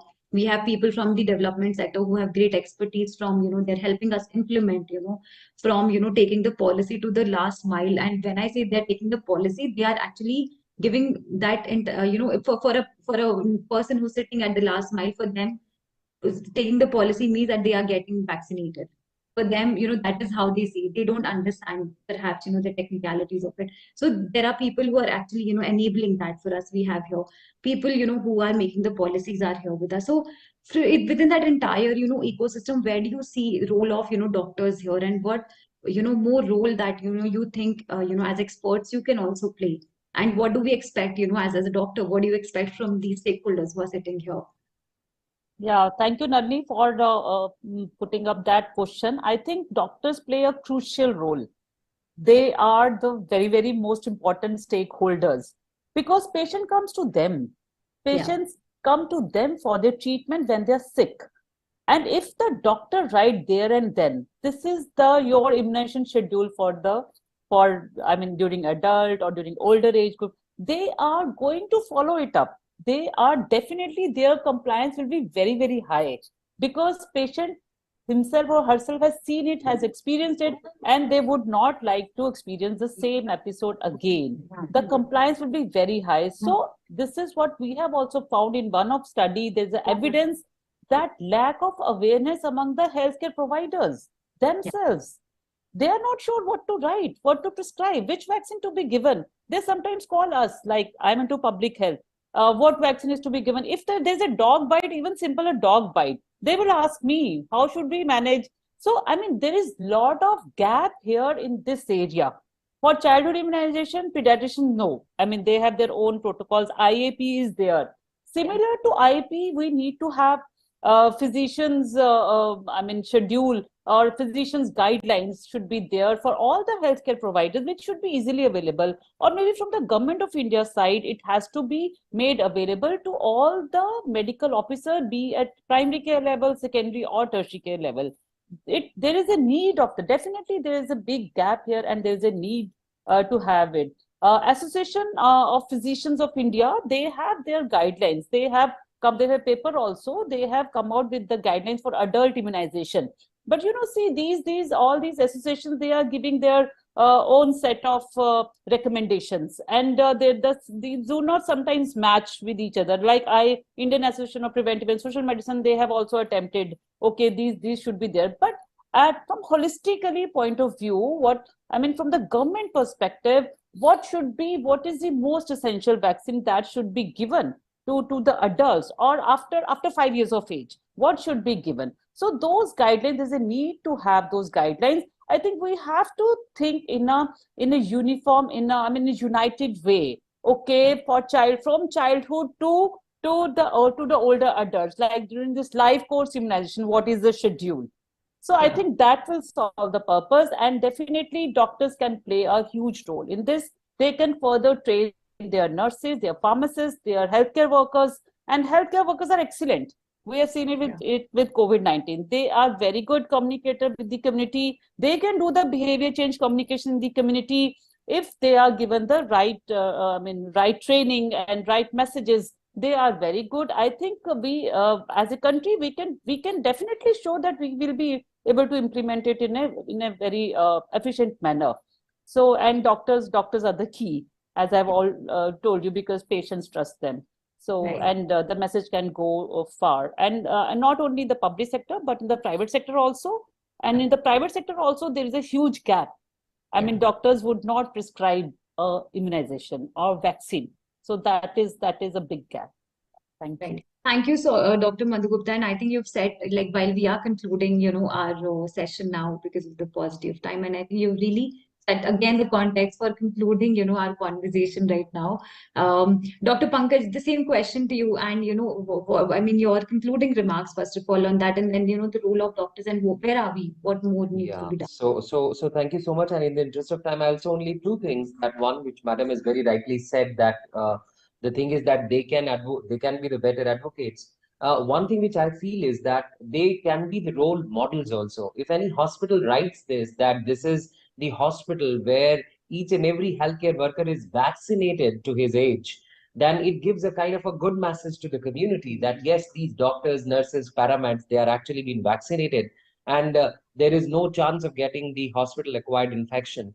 As number two is there, what we feel is that there should be a kind of a one-stop shop which is should be available in each hospital, where these patients can get a kind of an advice that if suppose they can afford, because again, as I said, that it's the issue of affordability when it comes to adult vaccination. But if they can afford that, these are the number of 1, 2, 3, 4 vaccines which is made available to them. And third, last message which should be given to all of them is that it's not, if you are vaccinated and if I am vaccinated for my age, I'll not get severe infection. I'll not get, I have less probability of getting ICU admissions or hospitalization. And that way I will also save my care providers. That means I will also be a kind of an indirect benefit to my own family members, where we are not just talking about me, I'm also talking about who will take care of me if I'm hospitalized at ICU. So Right. that is the 3 points which I would like to add to what Dr. Gupta has Absolutely. just And mentioned. brilliant points, Dr. Pankaj here. And in the interest of time, I'm moving to all our other speakers. Again, we've heard our doctors and they are making like some really critical points of, how can we have, more, sort of common guidelines and programs and, which are more enforceable and all of that. We can have role model hospitals there and all of that. Right, because these are certain aspect that really help in again when we were talking about evidences, we were talking about having the right now solution oriented approach involving more technology here. I mean the list is endless, and government has actually done in bits and pieces all of this, and COVID was a great example for us that how delivery it was integrated with technology, it was integrated all the means and measures that we could have taken. But in the interest of time, my question again, to all of you, that your concluding remarks of we have already understood that where we are, but what is the way forward from here? Dr. Madan, we'll start with you. Dr. Nalini, as I mentioned earlier, this is the work is in progress. So a lot of discussions are going around this thing, and it needs to get institutionalized before some policy level decisions can come. So a lot of work is going on. So I congratulate you that you have taken up this subject and see that you take it to the next level and see how the deliberations and other things which you bring out, they at least influence the policy level decisions which would eventually come in a due course of time. So let's see that how we progress and how things shape up and evolve. I will only say this much at this moment of time. Thank you. Thank you, sir. Dr. Rotri, over to you. Yeah, I think points from you. Yeah, it's very well said that vaccines are the greatest tools to control diseases, prevent outbreaks, and it can lead to healthy aging and all those things. So it needs a lot of awareness among the community to understand the cost benefit and the specific protective role that vaccines play, including AMR reduction, including outbreak and reducing mortality, morbidity. And doctors are definitely one of those greatest advocates that the community listens to and the key opinion leaders. Thank you so much, Dr. Rotri. Dr. Raj, over to you. Yeah, I just echo what Dr. Madan Gopal and Dr. Rotri said, that this has been a fantastic conversation. I'm really thankful for bringing up the issue of AMR into this conversation. I'm very thankful for the points that Dr. Madhu Gupta made about the advocacy, the need for our doctors becoming advocates. The only thing that I wanted to also say is that for the government, it is to create an environment where a very robust immunization program can be carried out. But it is also about the private sector, the small, community-based organizations, the common people, to really work on this together. It is not the government's job to, ensure that there is 100% immunization. It is the job of every citizen of India to ensure that. And there are a lot of activities that are happening in the very far-flung areas. One of the issues that Dr. Bhardwaj mentioned was that, we have had great coverage, but then there are still pockets left out. Yes, there are pockets left out, and those are being addressed by various small level NGOs. Today, I cannot illustrate the example for the paucity of time, but I'm sure that, we are moving in the very right direction towards it. Thank you so much, Dr. Raj. And last but not least, I'm going to move to Dr. Santosh. Over to you. And like you have raised a very critical point, and I think we could actually go on to that conversation for another half an hour. But in the interest of time, we've heard, different stakeholders, and they've actually pointed very, very relevant points that yes, there's a really great work that has been done, but now idea is to sort of, step up, create that ecosystem, their environment, robust, Thalassemia, probably there is no. Right. But again, in your perspective, what is that way forward, and what would be your concluding remarks? So I just have two thoughts to leave this forum. One is we have to address vaccine hesitancy at each level possible, and one of the priority could be elevating the health literacy in the country. And second thought is we have to solve for vaccine equity through public-private partnership where we share our expertise, efficiency, and technology. And through this, we can build the surveillance, not only to show the burden of disease, but also to show the impact of vaccination, which is somewhere is the large area of improvement for us, more so on the economic as well as the humanistic front. Thank you.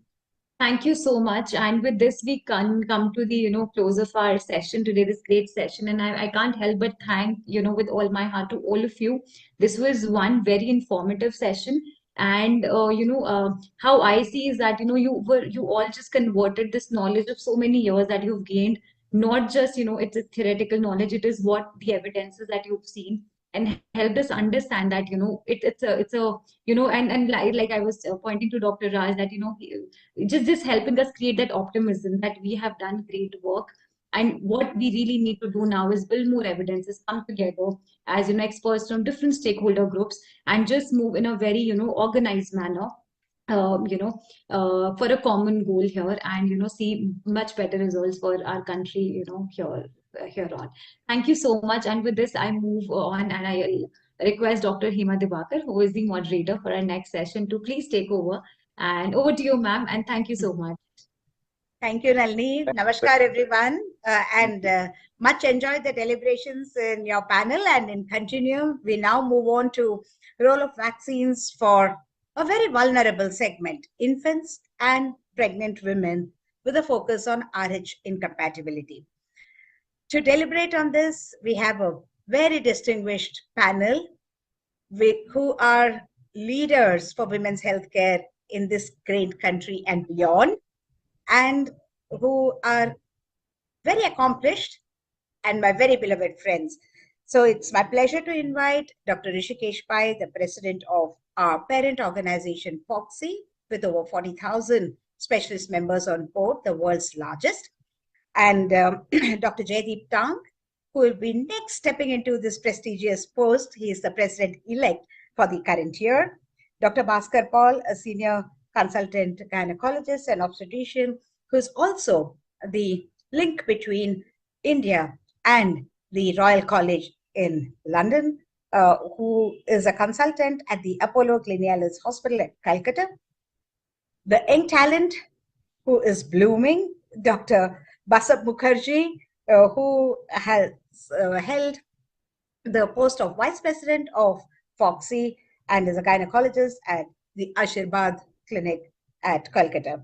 Last but not the least is another champion and asset to the nation, if I may say, Dr. Chinmayi Ratha, who is a member representative and secretary of the RCOG South Zone of AICC, that is All India Coordination Committee of the Royal College. She's a fetal medicine specialist based out of Hyderabad.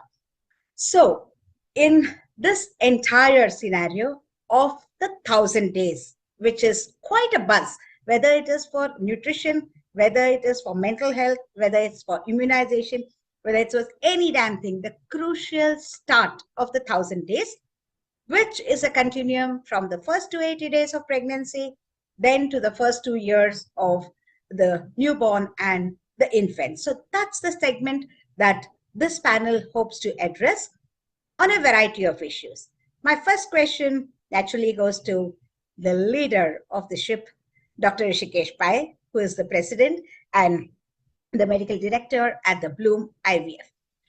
Rishikesh wants to bring in a change. Who doesn't want to change? Change is a constant. We all know those buzzwords, but love is a change. Dr. Rishikesh Pai, you have 3 important pillars in this Badlao, and I want you to reflect on, with respect to immunization, how your pillar on samanata or equity, no matter what is their economic, social, educational background, everybody deserves to have the preventive care by vaccination. How does that fit in? Integration. Anybody comes for anything, no matter any age, wellness is the mantra, and how you will integrate this into your programs.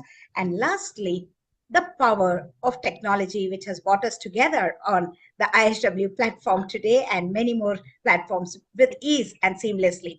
So bringing out Badlao by Ekikaran, Samanata, and Techniki, or Takniki, as how Dr. Pai calls it, with respect to immunization.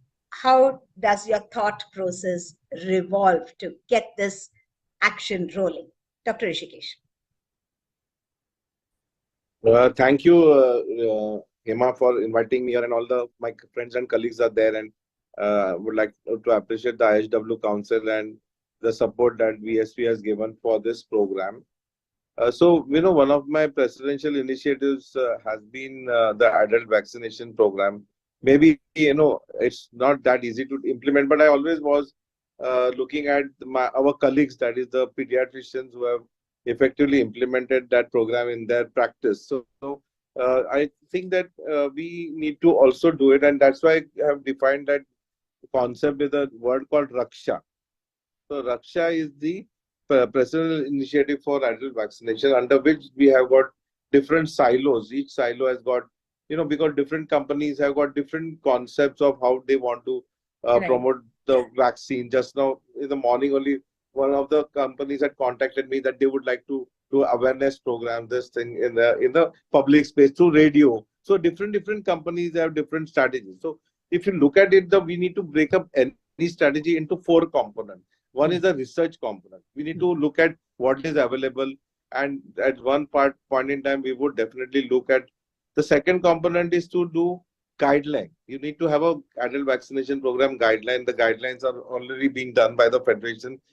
Already 9 guidelines have been released, and the guideline will come out with the full vaccination guideline. The third part of it is awareness and advocacy. Advocacy at the level of government. Just now I'm in the ASOCAM program. I've just muted that program.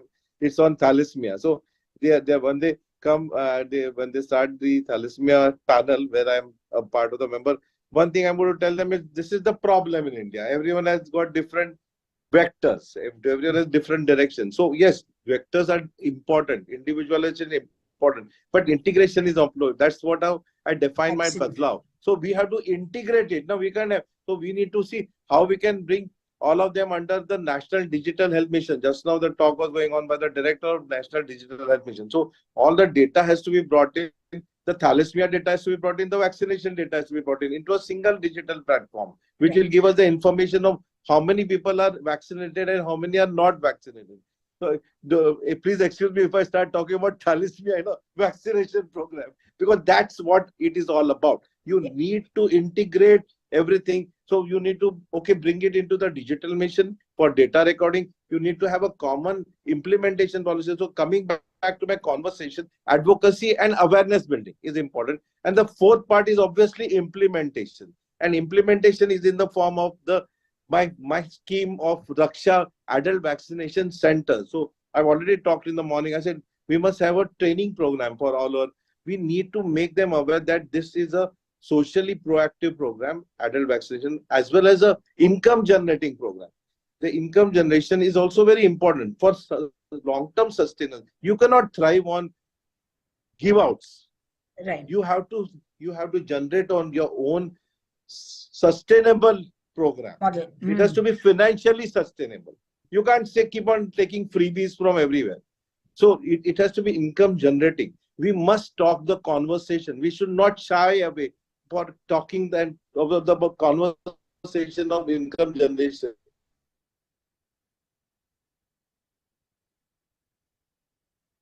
Yes, Rishikesh. So I think when the patient walks in,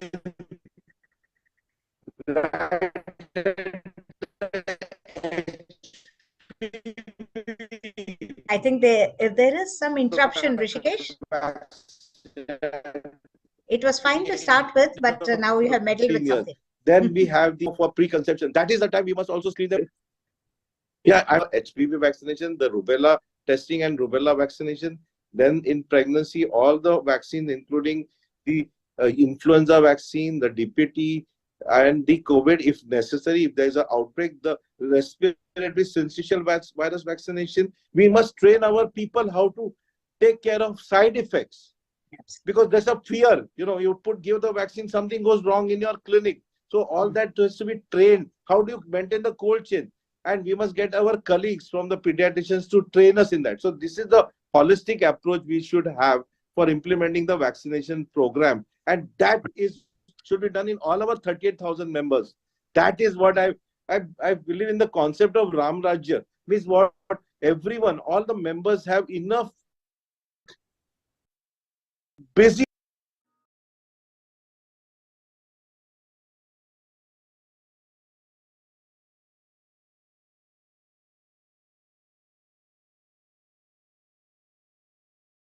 Thank you so much, Rishikesh, because I can see that you're really breaking the silos, because you're on the SHM thalassemia meeting, you're on the IHW the vaccination meeting, the very organizations, SHM, IHW, collaborating with FOXI, which is the largest of the specialist organization, as I said. That means we are opening up our minds into how these collaborations will lead the way. And the point about integration, well taken. You have one opportunity which you will use for multiplier effect of the best that can be done for prevention. I really, really appreciate your time for participating in this panel.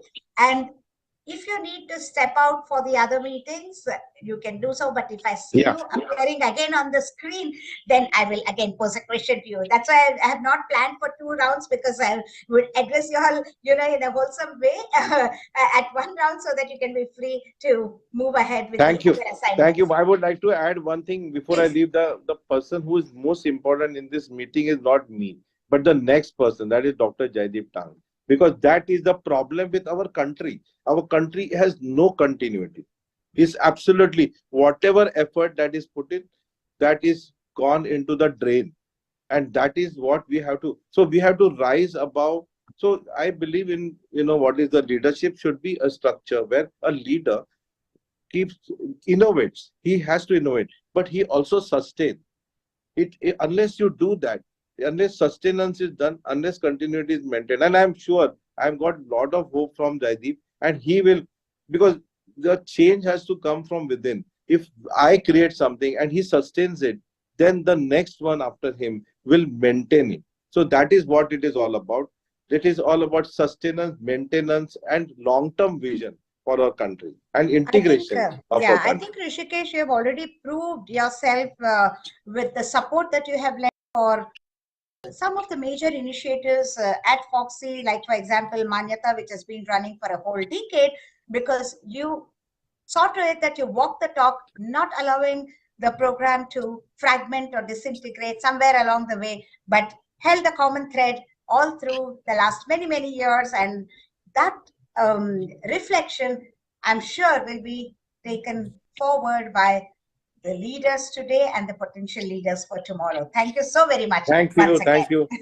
And before I leave, I would say Basab is also one kind of representation of that continuity. He has been very consistent in the field of family planning, and that is what we need from our youngsters. That is what we need to be demonstrated. There has to be long-term sustenance. Thank you. Thank you. So the succession plan on this forum is also very well laid out. Emma, before I leave, I must tell you that the ultimate sustainer is yourself. You have been there. You've been the president for so many years back, but that's what it is all about. Look at your, commitment to maternal health and to gynecology, that you have sustained yourself. You didn't walk away from the organization. So it's very important for past leaders to sustain the organization. Of course, not interfere with this administration of organizations, but sustain them in a very constructive way. And you are a fantastic symbol of that sustenance. Thank you. Thank you, Rishikesh. This brings me to one of the saying that Dr. Jaideep Tang had quoted years ago in the FIGO leadership meeting, when we had, it doesn't matter, if it doesn't matter to you who takes the credit, then a lot more can be done. So this was one saying, which has stayed in my mind for a very, very long time. And we truly believe that leadership is not in position, but in action. And the action continues with this passionate group, which is driving the purpose of the healthcare for girls, women, and thereby the country at large. Thank you so very much. Thank you. Yet again. Thank you. So Bye. that swings me back to the president-elect in the continuum of the series of conversation, Dr. Jaideep Tang. A lot has been talked about impact and implementation. The vaccines, as far as the OBGYNs are concerned, again, we are compartmentalized to giving the said number of doses in pregnancy, and there it holds. So in collaborating with the other organizations like the pediatricians or world organizations on various specialties, it is a good thing, but it is also a challenge because each one is running their own track at different speeds. And then, oftentimes you feel on your own, you could have gone much better rather than collaborating. That is one point I want you to address on your experience. And guidelines, all lying neatly in the shelves and the websites now, but implementing those guidelines, how is, to your mind, how much of it has been impactful? We talk so much about the newer vaccines for the adults and women. Is it just in talking, or have the jabs been given to a significant number? Lastly, the advocacy. Dr. Pai said radio, this, that. Yes, there are many, many, many modalities, different pathways, different innovations. Where have we reached? In short, in a nutshell, what are the action points that arise in your mind as a professional organization leader for the greatest number of years that I have known? How do you translate some of our thoughts into action? Thank you very much, Dr. Divakar. I will just begin by echoing what Rishikesh said about you. Your consistency, your enthusiasm, and your passion for maternal health is quite frankly unbelievable. One would think that you would be now, not as enthusiastic as you were, but the way I see you, you are even more enthusiastic than before. And I think Foxy owes a debt of gratitude to you for so many things, but primarily for the dynamism you bring to the Manyata project and the sustainability that you bring to it along with Rishikesh. I must thank the council for putting this program together and also having alongside me Bhaskar, my dear friend, Basa, Chinmay. Not to say Bhaskar is not a dear friend, but I have all their own dear friends. But Bhaskar, Basa, and Chinmay, and of course for a panel moderated by you. I think I'll answer your last question first, and that is to do with the impact of the guidelines. And for me, I have always seen guidelines as a starting point. Unfortunately, guidelines tend to be perceived as an end point, and there is no continuum of care which flows from the guideline to implementation. And I sincerely believe that when there is a guideline, it should also have a plan of action. I believe any guideline is incomplete without a plan of action, is incomplete without certain milestones set to it for implementation, particularly when the issue is as important as the issue of vaccination.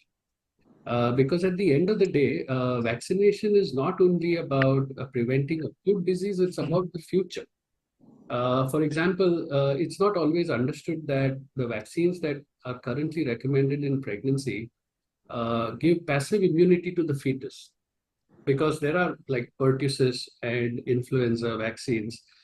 Influenza vaccine, for example, the child is not supposed to receive an influenza vaccine, I believe, in the first 6 months of life. And what protects the child in the first 6 months of life, in fact, is the passive immunity, which is conferred via the mother and the placenta into that child. So for implementation of guidelines, I believe that when it comes to guidelines like these, vaccinations for public health, which have both short and long-term health implications, the guidelines actually incomplete without an implementation plan and setting milestones as to seeing whether what we want in the guidelines has been achieved or not. So as far as the vaccination guidelines goes, I have always been very proud of the fact that India has long been a champion of vaccination. Right. I think we have one of the most robust vaccination programs in the entire world. And the COVID vaccination program is, if any needed any more evidence, then I think that provided ample evidence of our ability to vaccinate what is now the world's largest population in any given country. So I'll say that about guidelines. And honestly speaking, as I said, guidelines are a roadmap, if you will. The problem really is the lack of an implementation plan within the guideline. But for vaccination, I believe that the guidelines have been extraordinarily successful. And what I look to know whether this has been extraordinarily successful or not are not so much the figures, but the sales figures of the vaccines. So if you look at the ORG mark data on the sales figures for the so-called newer vaccines, although they have been around for a long time, like DTaP, or you look at the sales figures for influenza vaccine and so on, you'll see that there is a constant rise in the number of vaccines which are being procured and the number of vaccines which are being administered. And therefore, I think as far as vaccination is concerned, I would say that the guidelines are worked. Again, let me reiterate that the guidelines have not worked because everybody follows the guidelines necessarily. They have worked because of the importance of the issue. And that is why we must also select on what we want to do guidelines. Sure. We must do guidelines on issues that are of significant importance, both in the private as well as in the public sector. I think the next thing you wanted me to speak about was sustainability, I think. No, the advocacy, the advocacy and awareness, because the guidelines are there, we want to do and implement it, but parallelly, if the demand is generated with the population themselves being aware and seeking out, would that be a good combination? So I think that advocacy is a little misunderstood, if I may say so, because advocacy is generally perceived as something that you do which results, the end point of that advocacy is policy. And I think that is a misguided notion. I think you need advocacy at multiple levels because the groups whom you're speaking to are not homogeneous. It's a very heterogeneous group. So let's consider, who do you need to advocate to? There is obviously the classic or advocacy to policymakers, key opinion leaders, which ultimately results in some kind of a policy change. But I think advocacy also has to be done to professionals, association of professionals, and it also has to be done at a community level. Absolutely. We typically call advocacy at a community level IEC or awareness raising. And again, I think this is a wrong notion. I think it is advocacy. By calling it IEC, you are in a way sort of downgrading it a little bit, and you're not allowing it enough importance. I think this is advocacy at a community level. And ultimately, if you have the ability, that advocacy must also be at the individual level for the end user. And I think when all this comes together, it makes for a successful program. And again, I'll give you the example of the COVID vaccine. It was led from bottom up. There was an absolute need, there was an absolute demand, and everybody, including industry partners, those who manufactured it, those who advocated for it, those who administered it, everybody played a singular role in this. So I think when it comes to advocacy, we are perhaps limiting ourselves when we limit advocacy to policymakers or activists or or think that advocacy should result in policy change. No, advocacy should not only result in a policy change, advocacy should also result in behavioral change. And this behavioral change should cut across the spectrum of everybody, community, professionals, ASHAs, midwives, and everybody should be included in this advocacy. So that's really my thought on advocacy. I think we limit ourselves when we think of advocacy as only policy. See, we are all champions, advocates, influencers. That's how we have to see our role at large with, whomsoever we are giving this message to, so that it really translates into practice. The last piece was about collaborations with different professional organizations within the country of other specialities, as well as worldwide on the global level, to just in order to see how fast we are running the track and how well are there lessons to be learned from the experience of the others, and how you have seen it on the big canvas. Does it deter the speed? Because the collaborations are not going to be cakewalk, because everybody has a different thought process and a different way of doing things. So what has been your experience and your wise advice? Dr. Divakar, as you are aware, I'm married to a pediatrician. So I'm very used to taking orders from pediatricians. So there is no problem working with the Indian Association of Pediatricians. But broadly speaking, I think Foxy has always believed in the power of partnerships. I think the synergies which a partnership can bring to any activity or to any goal far outweigh the risks which partnerships can afford. I think what really needs to be done is that sometimes we rush into partnerships too fast without really looking at the areas of commonality, and then deciding that, all right, these are the areas we have in common, these are the areas that we can work with, let's work on that. A partnership doesn't have to be a marriage where you have to agree with everything as far as your wife is concerned. It can easily be a limited engagement. So if I were to be in a partnership, I would first try to identify what is our common interest, because only if there is skin in the game that partnership will be sustainable. I would then try to identify within our common interest what are our common actions and start working on that. And as the actions evolve, partnerships will become sustainable. Partnerships will become long-lasting. And finally, I think partnerships have to be win-win. There has to be benefit for both parties. That's the definition of partnership. If it is skewed in favor of any given partner, that partnership may start, but will never be sustainable.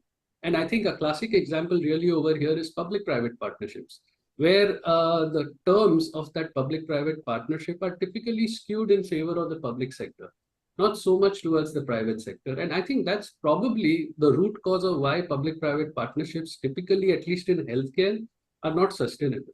They are very promising. For example, you say the private sector is going to fill the gaps which are there existing in the current public sector. So if it is so self-evident and obvious, why is it not sustainable? And the answer is this, that it's not created as a win-win. It's too much skewed in favor of one sector, and that's perhaps something that needs to be addressed quite urgently. I know I've already spoken about. Do you think, Dr. Tang, that we are not coming on a commonality ground as far as public and private is concerned, because private sector is always looked upon in a different way as a profit-making sector, and the trust factor between the public and the private engagement is really not so strong because of reasons such as these, and they're not doing public good. You see, they're filling in their pockets. Is that the perception? Why do you think? Because public-private partnership is the buzzword most commonly talked about, and everybody wants to do it. But as you said, it's more. There are immense opportunities to strengthen this, but it's not happening to the extent that we would have expected here. I fully agree. I mean, it's a need of the hour, honestly. The way I look at it is that the government has two roles to play in healthcare. It can either be the provider for healthcare or it can be the payer for healthcare. And when there is not enough facility for the government to provide, both in terms of capacity and in terms of human infrastructure, they should ideally be using the private sector to fill those gaps. And this doesn't happen because, as what you rightly said, there is a trust deficit. I don't think that we can pussyfoot around that issue anymore. There is a trust deficit. That trust deficit needs to be addressed and it needs to be bridged. And I believe that what stands in the way of this trust deficit being addressed and bridged is narratives. I think that the narrative of public sector being driven purely for revenue and profit has now gained so much ground that it's become an accepted fact.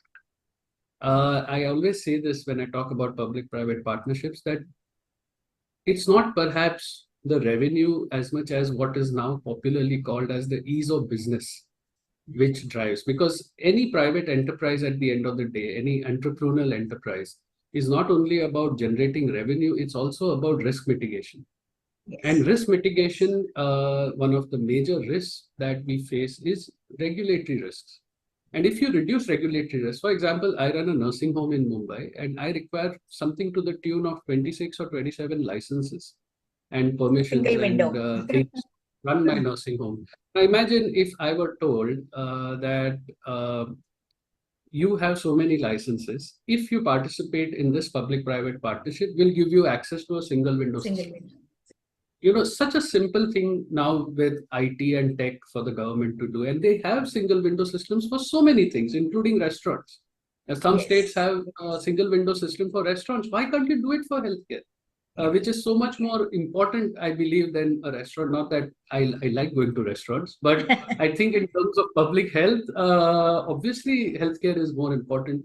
Why can't we do something as simple as this? You know, so the problem is looking at the private sector through the lens of revenue and profit making. And I think Rishikesh said that we cannot shy away from the fact that the private sector exists to generate revenue and make a profit. And we cannot shy away from this. But it also exists to mitigate its own risk and have an ease of doing business. And I think these both things need to be balanced. You may not pay us that much, but make it easier for us to do business. Or make it easier for us to provide healthcare. And I think that will actually go a long way. So, you know, it's a lot of nuance actually. And I think this nuance is completely lost in the current conversation. Yeah, thank you so much, Dr. Tank, because this last point very well taken.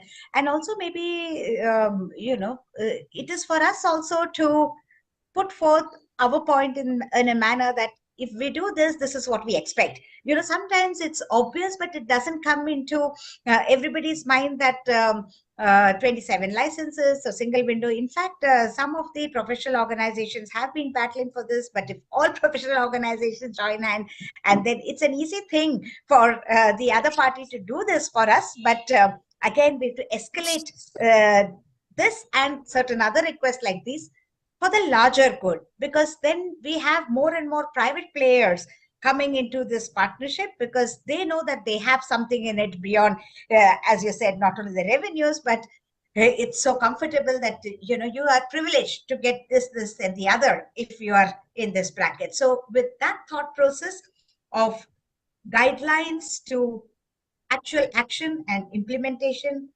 with a win-win strategy for collaborating with all the stakeholders and with strengthening the public-private partnership in the way it should as we move along in the future, and being proud of the fact that our country has done better than what anybody would have imagined. Those are very, very positive notes on which we end the dialogue with Dr. Jaideep Tank, and all the best to you as you move further in your professional and organizational journey, and we are all there with greater and greater enthusiasm and be inspired to do more as the years come along. Thank you so much. So now, yeah. So now we swing to the B&B from Bengal, Basab and Bhaskar. So Basab has been sitting here for long. So Bhaskar, if you don't mind, the next question to Basab. I think Dr. Bhaskar, I think he has to catch a flight. If he's okay. Thank you. Thank you for guiding me on to whom to direct the question to. And Bhaskar, welcome on this panel. And the question to you would be the adult vaccination. I've often seen you in the advisory boards of the vaccines for adults, and you have very explicitly and eloquently mentioned the dangers of not actually following the recommended practices. For example, the influenza vaccine in pregnancy, which again, the capacity building about the strains and what happens if we don't give this, etc. So can you give us an insight on two of the vaccines? One is the influenza vaccine, which is beyond the routine immunizations that the gynecologists in the women's healthcare space are used to doing. How much, in your mind, after several advisory board meetings, several of the campaigns, several of the guidelines being put in place, where do you see this being implemented and the coverage of the influenza vaccine? The next important, very, very significant roadblock has been for the escalation of the use of HPV vaccine, which is before and beyond the pregnancies as well. So why these two haven't gained as much positioning as they should have? Bhaskar. Thank you, Hema. As I will echo what Jaideep and Rishikesh said, Hema is a dynamite and it is a role model for us, means with the kind of energy levels Hema has. Yes, Hema, I will take these two one by one. Now, the influenza vaccine in pregnancy is something which has not picked up very well. There are people who believe in it, they routinely use it. And what happened in India is that I have been associated, I've been in my practice for 20 years, I've been with Foxy in 20 years, and I can see that the great strides we made in maternal mortality. But when the maternal mortality decreases to under 100, we need to be aware of, at the present moment, the deaths from influenza in pregnancy, the deaths from thrombosis. These are the cases that are going to now stand out. And this is the time now to move ahead of just hemorrhage, sepsis, and hypertension, and move into these causes. Anybody who's seen a woman with influenza in pregnancy, and especially the H1N1, which is now endemic in the community, and have seen them ventilated, have a prolonged morbidity, would never forget in their life to give the influenza vaccine. People argue about the cost of the influenza vaccine, but you have to look at the cost benefit. So I personally must say that I have never forgotten to give the influenza vaccine after I had a lady in advanced pregnancy with H1N1 who was one of the first patients of ECMO in Calcutta around 15 years back. Mm-hmm. And that is where I think, as gynecologists, unlike pediatricians, we are not very used to accepting new vaccines. It takes a long time for us to accept a vaccine. Yeah. The good news is that in pregnancy, the acceptance from women is great. So women will never say no to something if you can tell them that this needs to be taken for you. And that is why I think we need a lot of education, and we need to piggyback the influenza vaccine to one of the visits. Like I piggyback it to the 12-week scan. The day they come to do the 12-week scan, that is the day they get their influenza vaccine. Because if we do not do that, then we will miss it out doing that. So influenza vaccine has to be given in this day and age because it is a preventable morbidity and mortality. The HPV vaccine is, on the other hand, a more sad story. Here we've done enough programs and we have taken this to the doctors, the community. And in spite of what is good news is among patients, the awareness has increased. There are people who come and say that, can my daughter take the HPV vaccine? Yes. But unfortunately, there's still a lot of vaccine hesitancy among doctors. And that is because of things they read on the internet or media rather than looking at what is an evidence. Although it is picking up, it is not picking up as well as it should. And I have always said this, that we've been 75 years of independence and we've not managed to have a screening program in place. But our strength has been immunization. In immunization, all of you are saying that we have been one of the world leaders in immunization, the way we eradicated polio. So for us to deal with cancer cervix, immunization is a much better idea. And even from a public sector point of view, at the present moment that we have the data that a single dose vaccine in under 15 years of age is very useful. So in the public sector, we need to sit down, talk to the government about having this as a strategy to prevent cervical cancer. The other important thing that we can do at the present moment, and many of us are doing, that in India, we can see a cancer cervix rise in the mid-50s, which means that these ladies get an HPV infection in their mid-30s. And that is why we should use pregnancy at a optimum time to talk to women about the vaccination and give them, when they are lactating, give them the first dose. Then the acceptance increases. When they take the first dose before leaving the hospital, the acceptance will increase for the second and third doses. And this is how we can cover a lot of population who otherwise have escaped getting the vaccine. There are two things around this I wanted to ask you, Bhaskar.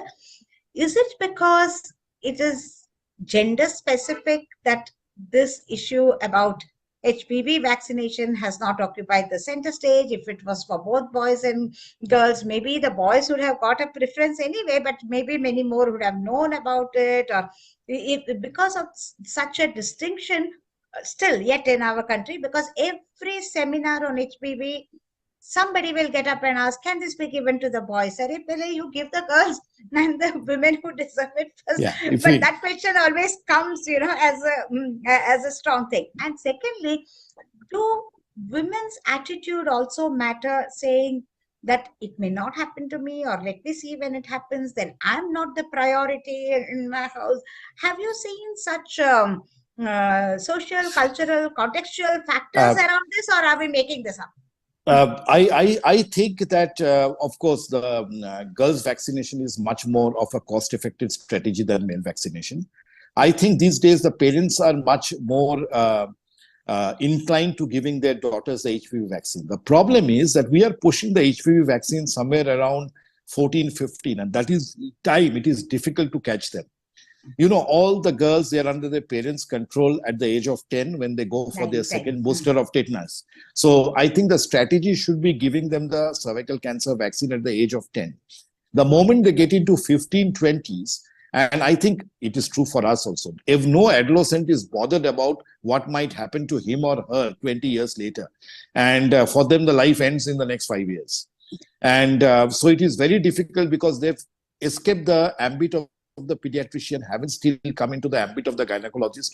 So that is a no man's land where it is going to be very difficult to catch them. True. So the vaccination strategy has to be school-based, or since we have everybody coming in to take a shot of tetanus at the age of 10 years, is to do that. I think India has made great strides, especially in the urban areas. I think Bengal, actually, we do not see any differentiation between how the boys are treated and how the girls are treated. So we really don't face that. But I think these days parents are much more favorable to their daughters taking the vaccine than the daughters themselves. So once they have a mind of their own, it is very difficult to convince them to take a vaccine which will prevent a cancer 20 years later. Yeah, and given the fact that this is, the quadrivalent vaccine is licensed up to the age of 45, we have many wellness-driven programs in the corporates where many women employees, educated ones, are participating in that. Correct. They are like 20, 22, 25, 28. But it's also quite challenging to convince them that this is really something so very important. What has been your experience with the educated, empowered group of women? Do they think it's okay, let me see later, or what? That was the second part of the question. I think the uptake among educated women who are working, etc., it's very good. I think the main problem that I face is with the college students, adolescents. It's a question of who will pay. They are not reluctant. They're reluctant to go and ask their parents to pay, and they are the bigger problem. I think our uptake also in the corporate sector is very good. And if we can vaccinate them by the age of 26 or 30, I think it's great. We need to take every opportunity we can to vaccinate women. Excellent. So we've talked about two more very important vaccines, influenza vaccine and the HPV vaccine. So Bhaskar, now you can be on cloud 9 and catch your flight on time. Thank you so very much for being on this panel. Thank you. So Basab, I will come to Chinmay last because RH isoincompatibility is a big,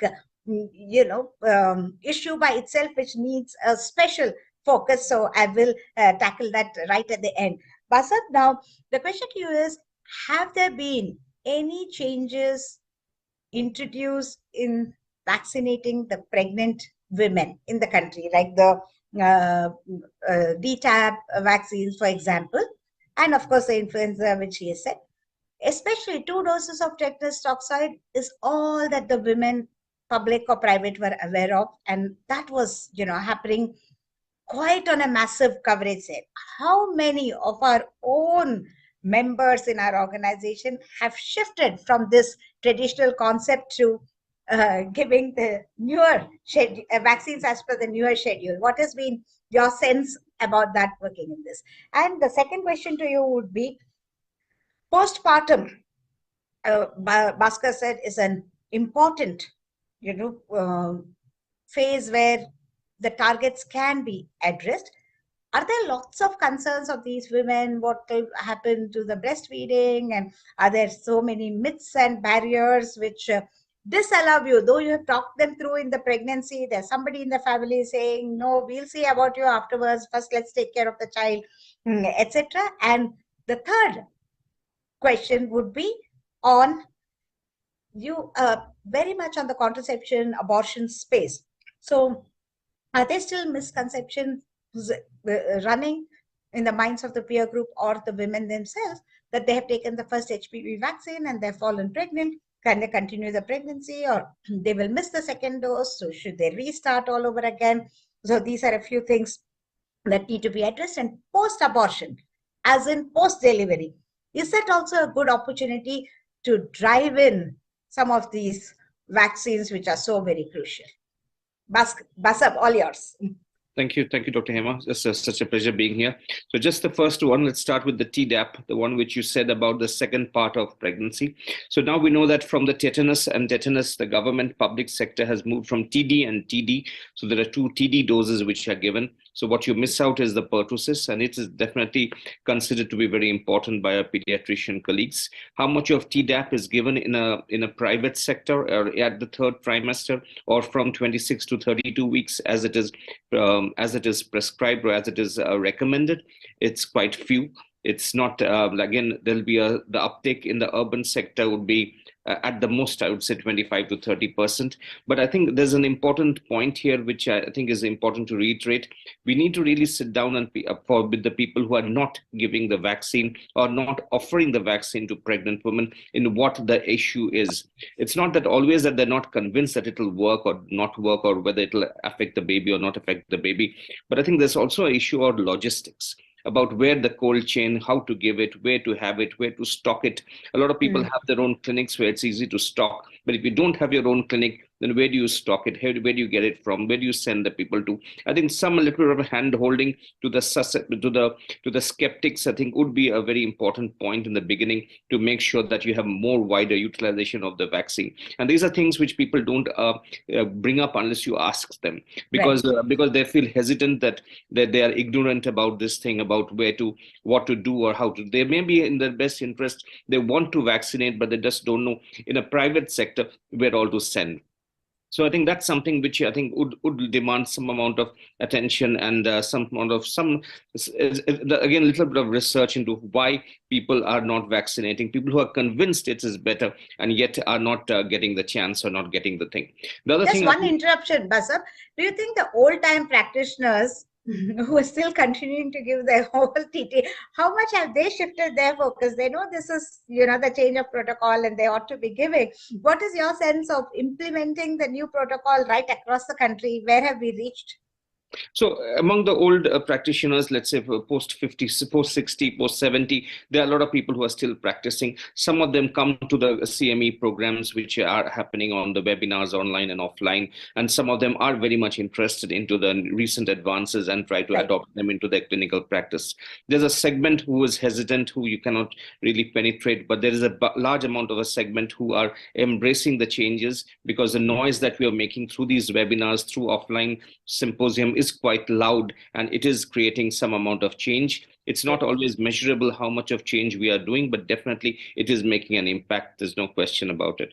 About the postpartum part, which you had mentioned, the postpartum, I think one important point here is to get things printed on paper rather than saying it verbally. So I think whenever you have antenatal cards in each private sector also, if you can have something similar where you print that this is your third trimester, your Tdap is due, madam. This is your postpartum, you haven't had your HPV, it's due. This is dose 1. So whatever is written and whatever is printed usually carries much more significance than when it's verbally said, and you won't miss out. So it's like a checklist. But also it's something like which you just would like to follow. So whenever you're giving her the talk about whether she wants to preserve stem cells, whether what type of delivery she wants, what type of analgesia she wants, then again after that would come in the postpartum visit. You check for contraception, you check for anemia, you check for your thyroid medication, what dose you are on, you check for your GDM things, and then also you check for your vaccination. So it comes in the same go with your postpartum exercises. So that entire gamut of things should be offered as a whole. And I think that is something which we do miss out. Again, your mommy makeovers also can come at the same time. I think it's a full package that the entire postpartum woman needs to be taken care of. And so that is something I think which we aren't doing as great as possibly we should. We again need to have a lot of more focus. It's a great opportunity postpartum, post-abortion, and we just can't miss out on these sections because these are opportunistic reasons. The same reason why we use contraception, because we want to prevent an unintended pregnancy. The same reason we want to give vaccination, because we want to prevent a preventable illness. So I think it's a very important point that you make. All of us are aware, but I think the sensitization in the medical community has to be increased. People have to hear more about it. The HPV awareness, as you said, is actually very it's lacking in the non-gynecology sector. So the non-OBGYN, non-pediatrician age group people, your neurologists, your cardiologists are hesitant to give their children. They're not very sure about it. Sometimes they ask the gynecologist, sometimes they don't ask. So unless it spreads in the medical community, it won't go much further. So I think that's a very important point. Every drop counts. In whichever way we can reach out, mass media, brand ambassadors, through medical discussions, informal discussions, and at all levels, corporate, non-corporate, everything is useful. Excellent. The buzz around this should not only have a cascading effect within our own peer group and expanding the target population of pre-pregnancy, post-abortion, post-delivery, a non-pregnant patient, just about every touch point where we have the opportunity, we must use it to the best of the advantage. And it's not a big deal about the myths and misconceptions. If you tell them the right information and in a simple and understandable way, I really do not think the hesitancy factor or the reluctance to actually receive the vaccine, that is fairly a lesser percentage rather than we proactively doing. And of course, every single person with whichever specialty they are in touch with, if we all do not sing the same song, then we are in trouble, because it is very difficult for them to unlearn and relearn the right facts. So it is also good for us to do our own groundwork, not only within the OBGYN specialists, but specialists and frontline healthcare providers right across. So thank you so much, Basab. And you have many more years to lead this movement in the country. So we will yet again prove that India has done good on all these fronts that we spoke about. So thank you so much. Now the challenge to Chinmay, who is day in and day out in the sphere of fetal medicine, facing many such challenges even before the baby is born. So this entire concept about immunization, Chinmay, I want you to explain in simple terms, what do these vaccines do, live or attenuated? And in a similar way, it's time now not to match the horoscope, or also to match the horoscopes of the couple, but also to match the blood groups. So that is the situation with respect to RH isoimmunization. So tell us what this is all about and what we can do. Thank you very much, madam. And thank you for your patience. Thank you. It's an honor to be part of this very, very eminent panel. So listening to people who make policies is all about a lot of population-based approach. Whereas when we deal with individual patients, what we realize is even if it is just that one fetus who's getting affected by a particular problem, for a family, it means the end of the world. And therefore, if we can prevent the problem for that one fetus also, it is very much worth it. And while all the other vaccinations are dealing with infective processes and things which you can sometimes, cover yourself from or avoid it in some way or the other, rhesus isoimmunization, madam, even if we try and match the blood groups, is not completely avoidable because there is a sizable number of people who are rhesus negative. When they are rhesus negative and a woman is rhesus negative, she does not have any antigen or antibody inherently in her body. But if she is exposed to the D antigen through any kind of blood exposure, either through a blood transfusion or through the blood that comes in from the fetal cells in utero, she will develop antibodies against that antigen. So the first pregnancy generally passes without any problems, but if the woman already has antibodies and conceives a fetus who is rhesus positive, her antibodies can play havoc in the blood system of the baby, and they can cause fetal anemia, leading to fetal hydrops and eventually a loss of the fetus. Rhesus isoimmunization is one of the leading causes of preventable neonatal morbidity and mortality, and morbidity in terms of jaundice that can lead to long-term neurological deficit. So what really happens to these little babies, and what do you see when you do their ultrasound scan, even when the child is in the womb? Can you figure this out? Can you do some special test for the mother, for the baby, and the scans which will tell you where we are going? Absolutely, ma'am. So when a woman is rhesus negative and she's carrying a fetus who may be positive, because the father's blood group is positive, there's either a 50 to 100% chance that the baby may be positive. We know that this is an incompatible pregnancy. So in those cases, we prospectively look for signs of problems in the fetus. So as I said, the problem will be less blood or anemia in the fetus. And therefore, we look at the middle cerebral artery Doppler in the fetus, which tells us the peak systolic velocity of the middle cerebral artery is an indicator of fetal anemia. So that is a non-invasive way of screening for fetal anemia. If we don't have any idea and a woman comes to us for a scan and we see that the fetus is showing signs of hydrops or signs of fetal anemia leading to cardiovascular failure, then we suspect rhesus isoimmunization if she is rhesus negative. Hydrops means it's like a balloon. There is Every fluid part collected. of the body is. Yes, ma'am. There's fluid collected in various components of the fetal body, at least 3 compartments. And there are signs of cardiovascular failure, which can be detected on ultrasound. So then we check for the mother's blood group. If she is rhesus negative, we check for a test called indirect Coombs test, ICT. And this ICT, if it is positive, it tells us that the mother has antibodies, which could be the cause of the problem in the fetus. So honestly speaking, madam, checking blood group is part of every antenatal care. That should happen. It is unfortunate that we have to reiterate this fact that it should happen because sometimes it doesn't happen. And more importantly, if somebody is rhesus negative, checking for the indirect Coombs test at the time of booking also should happen, irrespective of her parity, irrespective of her previous history, irrespective of anything. So the warning on the board is check your blood group. Absolutely. If you're RH negative, and you're a woman, that means potentially you will carry the pregnancy, then please check your husband's blood group. If the husband is positive, he is positive and you're negative, so the baby in your womb can be in trouble 50 to 100% of the times. If you have to identify this trouble, you'll also do some special checks to the mom. And there are several things that Chinmay said in technical terms. When she does the scanning, she figures all this out and she can figure out whether this baby is doing good or the mother has already produced some fighter cells which will fight with the cells of her own baby. And that's called iso-immunization.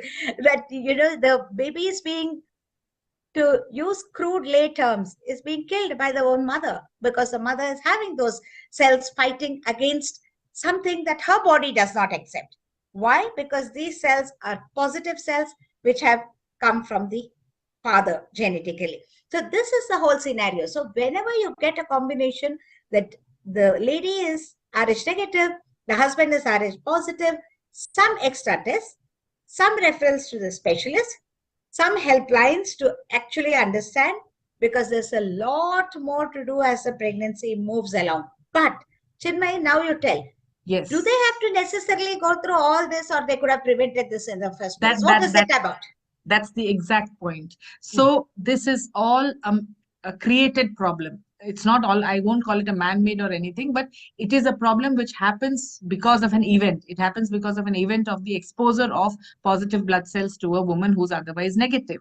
So if you can prevent the formation of autoantibodies there, then you can mitigate the entire story, and it actually becomes a very pleasant outcome.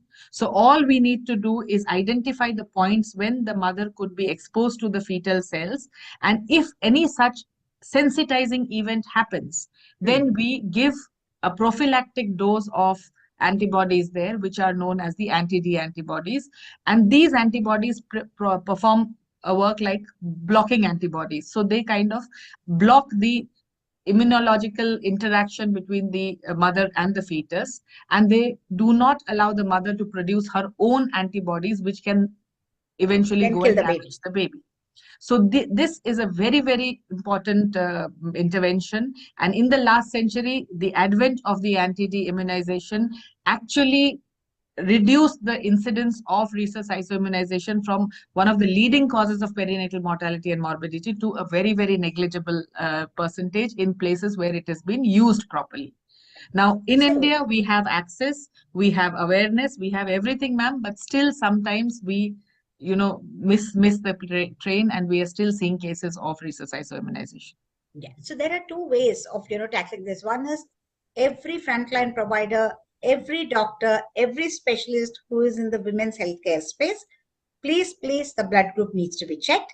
If it is negative, please see, rare combinations, husband is also negative, then we are free. The child will also be negative, Rh negative, and then we are all okay with everything. But if the father is Rh positive, then vaccines are meant for what?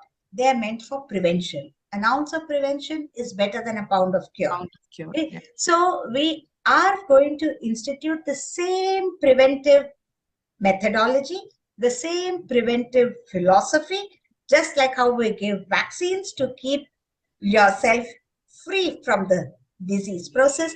You give the anti-D to the mother in the 6th or 7th month of pregnancy itself, even in her very first pregnancy, so that there is no chance that the fighter cells are formed and then it crosses to the fetus, and then the disastrous effect and the kind of unpredictable outcome, all that you can do away with.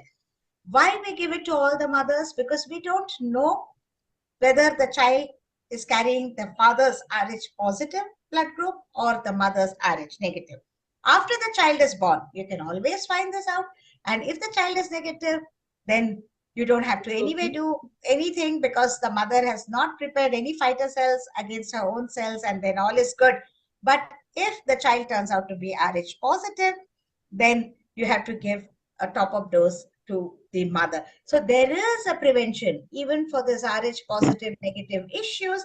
You know that there is an issue. Some couples are very frightened because they are not aware of the preventive precaution that can be taken from the very first pregnancy or abortion or whatever. As Chinmay said, the steps where the pregnancy is interfered with, even during the course of 9 months, you will need to give this like a vaccine, like a preventive precaution, to see to it that not only her first pregnancy, but all her pregnancies are safe. Yes, Chinmay, your closing statement. So in pregnancy, there are some sensitizing events, like if she has bleeding or trauma, or you're doing an invasive procedure. Those are incidents where we definitely want to give anti-D, because we have seen that there is a sensitizing event. But even when there is no sensitizing event, every antenatal woman who's rhesus negative and not isoimmunized so far should receive a preventive anti-D injection between 28 to 34 weeks of pregnancy. At least one dose of 300 micrograms also will suffice. There are various recommendations given by various bodies where they say 2 doses antenatal. But in India, we've decided that even 1 dose should be enough. But if we don't do that, 0.2% of pregnancies will get isoimmunized under our watch, without us suspecting it. Yeah. So in this panel on the role of vaccines in the 1,000 days, that is in pregnancy and infancy, toddler and adult vaccination there onwards. We have discussed that in pregnancy, apart from the routine vaccination schedule of tetanus, which has also changed to tetanus toxoid, tetanus diphtheria and pertussis, that is a triple vaccine, which prevents the other two dreaded diseases, giving protection to the baby as it is born. The anti-D, which Dr. Chinmay mentioned, if she is Rh negative, the influenza vaccine. Hopefully, she would have taken the COVID vaccine before, and you have another opportunity to give the vaccine against cervical cancer, that is the HPV vaccine. So there is a lot happening in the vaccine space. And rubella, ma'am. Yeah, rubella also is pre-pregnancy, and now we are finding that all the children in the country, with the Indradhanush program of a massive coverage of vaccination, if many of these vaccines can come within the age of 10 years, then there will be very few left for us as specialist OBGYNs to give her before, during, or after pregnancy. So that is the vision with which we are moving. Definitely, prevent illness and promote wellness is the mantra. Let's all join hands with all the stakeholders, the lay public, the professional organizations, the girls, women, and families themselves, and of course the vaccine manufacturers and the government, to join hands to walk on to the pathway of prevention and wellness. With that, I once again thank all my distinguished panelists and hand over to Asawari to negotiate for the next set of deliberations, which will happen under the banner of IHW Council. Kamal Narayan and the team, thank you yet again very, very much. Namaskar. Thank you. Thank you, ma'am.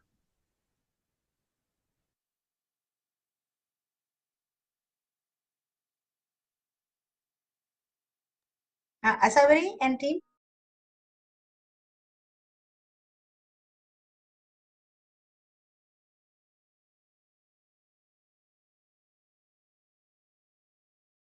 Thank you to the previous panelists for what was really a very interesting and insightful discussion around the first 1,000 days and the role of immunization.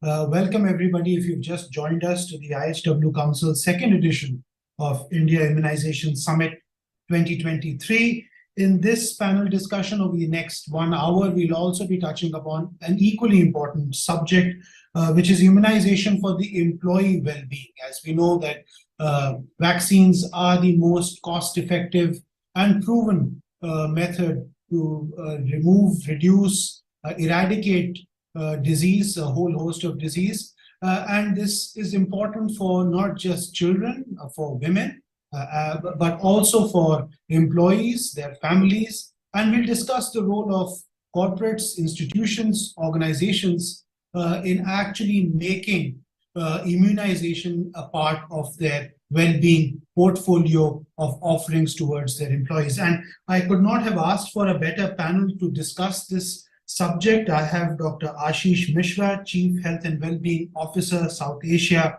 for Hindustan Unilever Limited. Dr. Mishra, welcome to this discussion.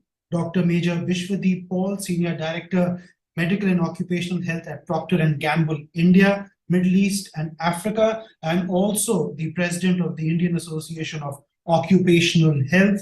Welcome, Dr. Paul. My surnamesake, Dr. Preetpal Thakur, co-founder of Glamio Health. Welcome, Dr. Thakur. Mr. Jose Peter, co-founder and CEO of Arogya Finance. Welcome, Mr. Peter. So let's dive straight in. Over the next 1 hour, what we intend to discuss is this subject, its various gamuts. I will be asking our experts about their insights on the role of immunization as an adjunct for various health and well-being initiatives that they are operating, running, planning, or speak about the impact that it has created when we look at the larger workforce and their well-being. So, Dr. Mishra, let me start with you. For the benefit of our viewers and the audience and the delegates, could you just help us situate where immunization sits within the entire gamut of health and well-being offerings for employees for an organization like yours, or generally speaking for India Inc.?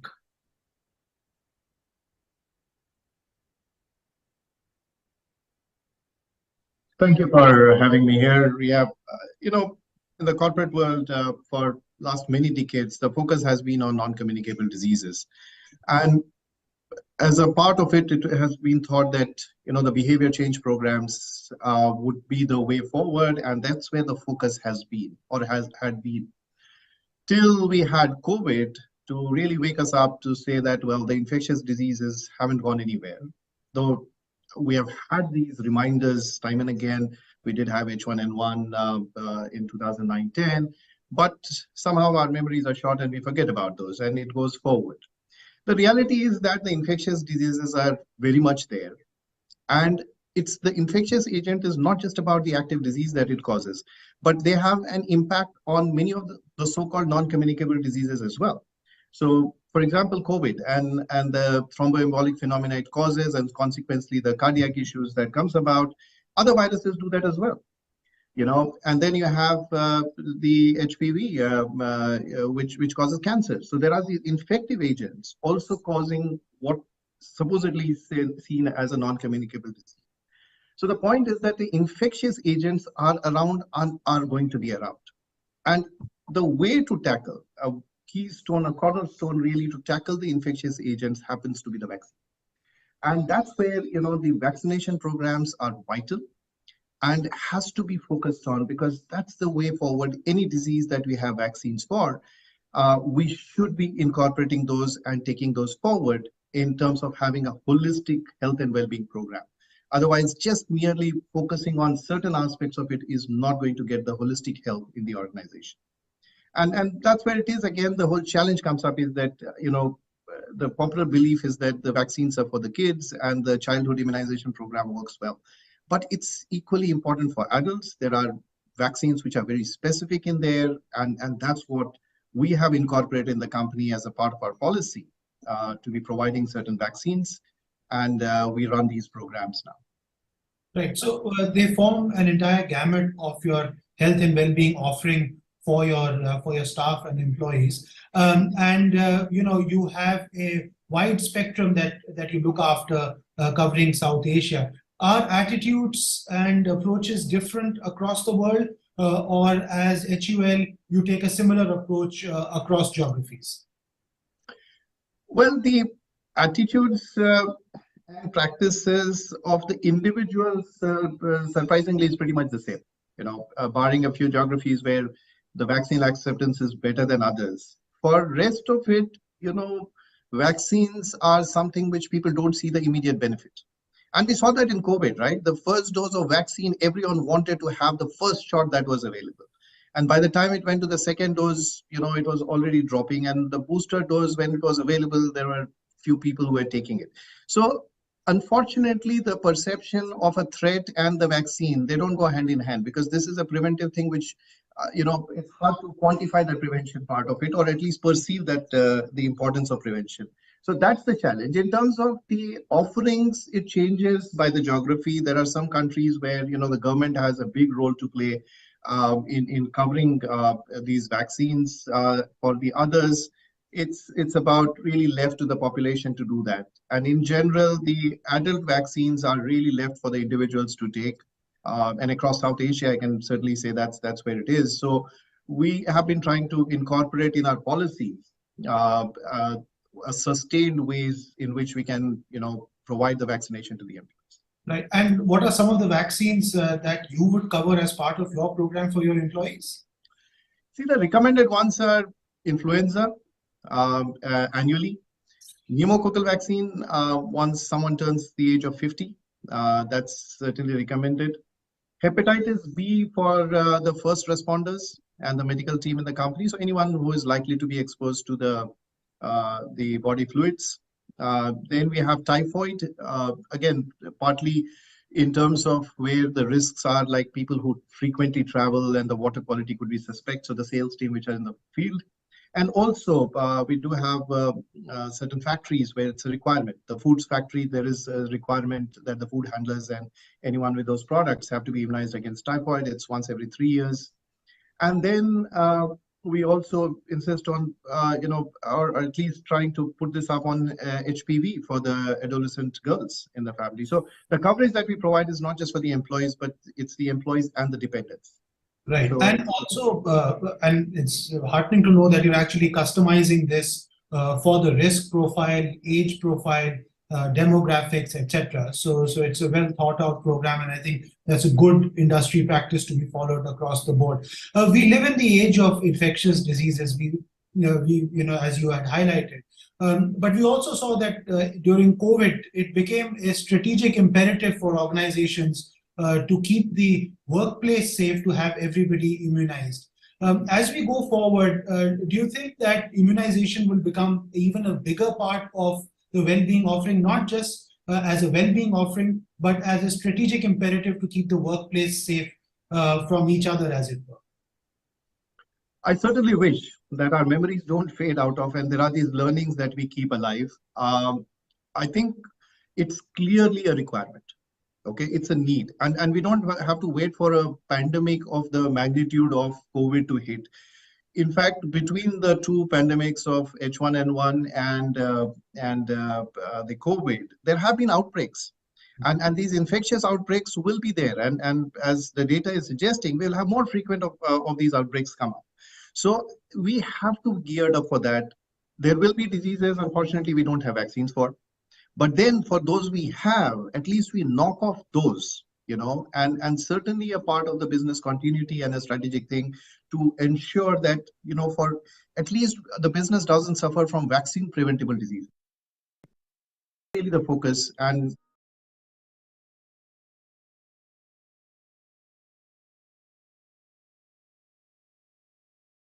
useful insights from Dr. Mishra. But one thread that I like to pick on is how vaccines are actually received by the employees themselves. I mean, there is a employee-employer interplay here as well. Yes, they could be well received as a thoughtful organization doing its best for the health and well-being of its workforce. It could also be taken with hesitancy. We know vaccine hesitancy is a challenge, a problem, a structural problem. It's not just about a few people. And then there could be some resistance also for other reasons, whether demographic, etc. But let's start with the positive. What role and importance does immunization have to actually improve and foster employee-employer relationships? If you could, just unmute yourself. Right. Yeah. Thanks for the question, Karan. And I'm thankful for this forum to actually spread awareness on this very, very important role of immunization at adult immunization also at the workplace. So immunization does play a significant role in improving the employee-employer relationship. And employers are uniquely positioned to support adult vaccination adoption and can take several approaches to support their employees. This is also a part of business continuity, like Dr. Mishra said. For example, employers also need to create an atmosphere where vaccinations are supported by having company executives or managers share their vaccine experiences, because there is definitely a hesitancy where it's not urgent. All right, the urgency is created by a panic, and where there is no panic, people feel that's not going to affect me or impact me. Only those awareness sessions conducted in workplaces where you have someone speaking about the importance of getting vaccines, speaking about the importance of protecting yourself proactively rather than waiting for a condition to hit you, an infection to hit you, and then seek treatment, is something that I see of great value. Spreading awareness, having a program before the actual drive sets in, the campaign, you're rolling out a campaign at the workplace. So whenever each year we do this, we have a campaign. Before the campaign, we have awareness sessions, because that is of a key to have a successful program. Otherwise, you just offer it, people feel that, okay, I'll take it later, or it's not immediate or of urgency, so I can push it further. So that is one of the things. And secondly is, again, employees getting supported by vaccination. comes with several benefits which have to be told to them, that they can better protect themselves and those around them. And that is the reason why, along with employees, we also in places offer these vaccinations to their family members as well. So of course, this may be paid or supported by the company, but it is a choice that the employees have, and they can exercise their choice and lower the risk of catching and spreading vaccine preventable diseases to other colleagues in the workplace as well. And also the negative impact on the workforce that it may have if you're not already protected. Right.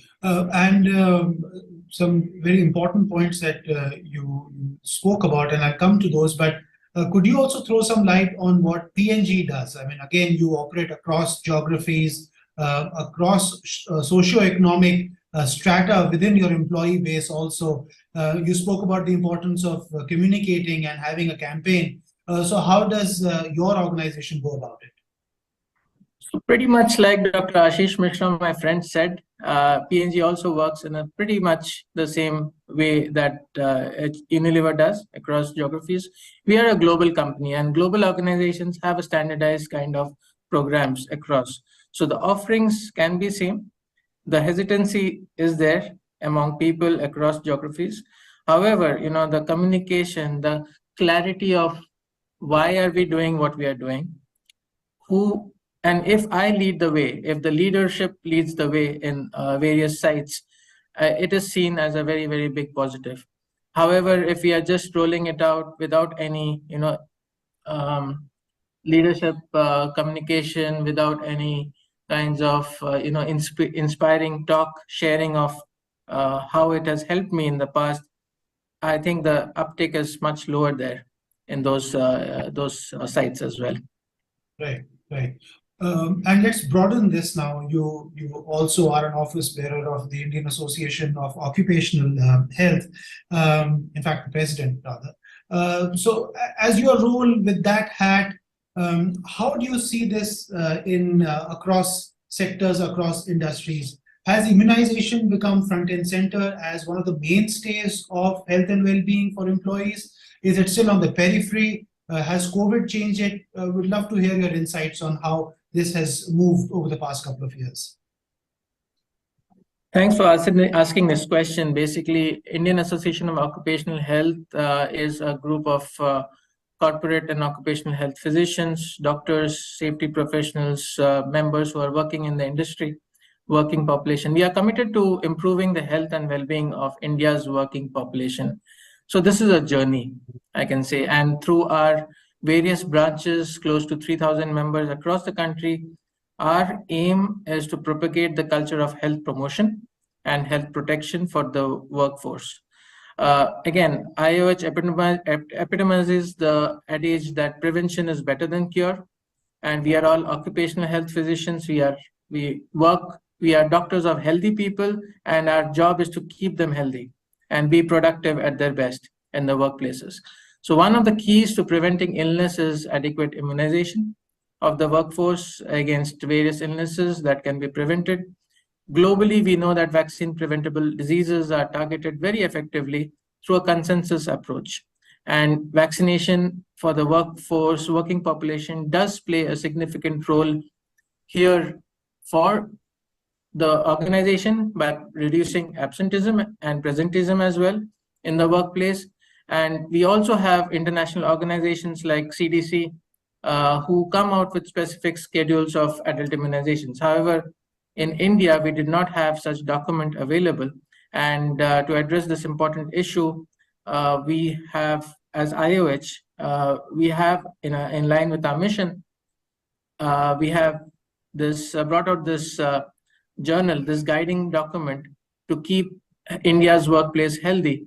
In fact, Dr. Ashish Mishra and many of our senior members in the IOH have actively collaborated and made with experts. We have come together experts in the field of immunization have come together to prepare these guidelines for adult immunization in the occupational health setting in India. And this committee basically discussed the prevalence first of vaccine preventable disease, did a comprehensive literature survey, and also reviewed the schedules for healthcare workers, pregnant employees, and also vaccinations in context of mass gatherings. So anyone, if you are interested, please feel free to go to iohmumbai.org, and the document is available for download as well. We are these are a open set to of guidelines. They're broad guidelines for organizations to follow. Yes. Right. So that's very useful and wonderful to hear this collaborative approach to health and well-being of employees through immunization. So thank you for that, Dr. Paul. Important to talk about what the industry as a whole is also doing and not just a few of the organizations. Dr. Thakur, I'd like to bring you into the discussion now. We've heard what large companies, progressive companies are doing for their employees vis-a-vis immunization. But if you were somebody who's just setting up a health and well-being program or a preventive health program for your employees, or is trying to actually make it a bit more concrete in terms of its expansiveness, how should employers go about creating an immunization program for their employees? Right. Thank you, first of all, Karan, for having me share my views. So, for the benefit of the larger audience, I am one of the co-founders of a company called Glamio Health, which is an asset-light startup focused on secondary care surgical space largely, right? So, at the very outset, let me tell you that the average age of the employees in our organization is around 25 years, right? Now, as all of us on this debate would agree, that at 25, you feel that nothing wrong can go to your body, right? Nothing wrong can happen to your body, right? Why do I need immunization, right? I mean, so I'm fit, fine, I can eat junk, I can sleep 3 hours and still be up at the office, right? That's the mindset with which almost 95% of the workforce operates, right? It may work in a normal scenario, right? In most of the organizations, it may work, and immunization, certainly in the minds of the founders, would be lower in the priority. I would like to admit that, right? But mother of all sort of uncertain events, which is COVID, happened unfortunately a couple of years ago, right, which caused a lot of scare. And then especially in the COVID Delta wave, when these 25, 28, 30-year-old fellows saw even younger people suffer, right, that is the time when reality dawned upon them that nobody is actually infallible, right? And many things happened, right?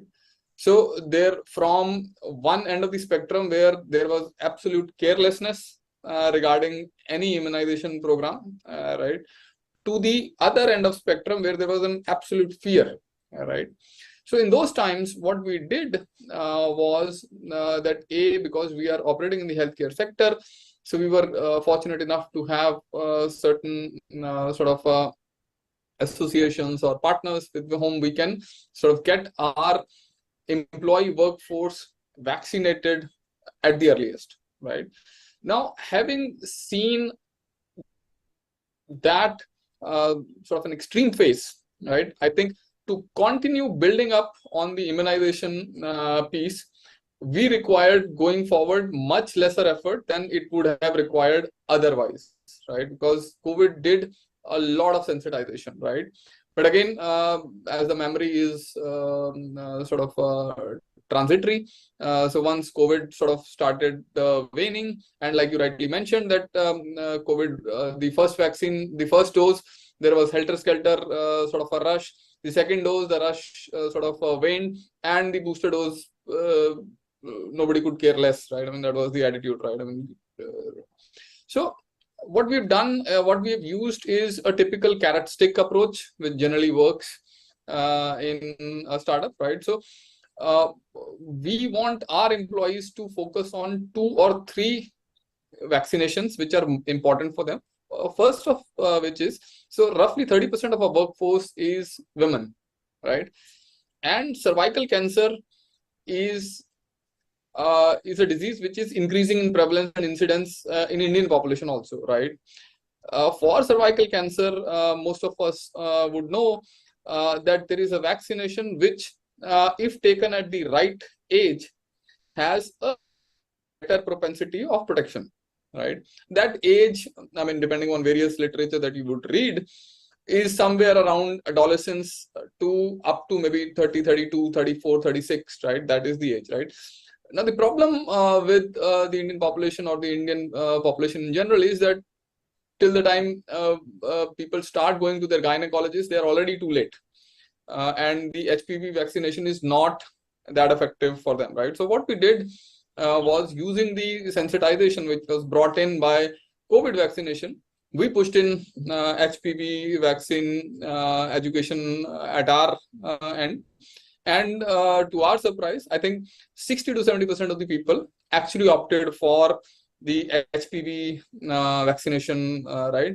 The other vaccination, because we are frontline healthcare workers, some of us are frontline healthcare workers also, is the hepatitis vaccine. So the long and short point that I'm trying to make is that COVID has increased the sensitization towards the need for vaccination in a startup also, right? Otherwise, startups generally have an age group where people are not bothered about their health outcomes because by and large they're hale and hearty.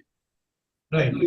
Important point there about how startups should deal with it or don't deal with it usually. And who are the important stakeholders as you're building an immunization program? I mean, obviously it is, HR departments, but I'm sure you look at the wider universe also of doctors, people who can educate the workforce, training, etc. Could you throw some light on who you see as the key stakeholder base? Right. No, so very valid point, right? I think so. When we started the business, like with most of the startups, it starts as a metro only phenomena, right? So we were largely focused on 6 of the top metros of the country. But as we started expanding, we went to the tier 2 towns, right?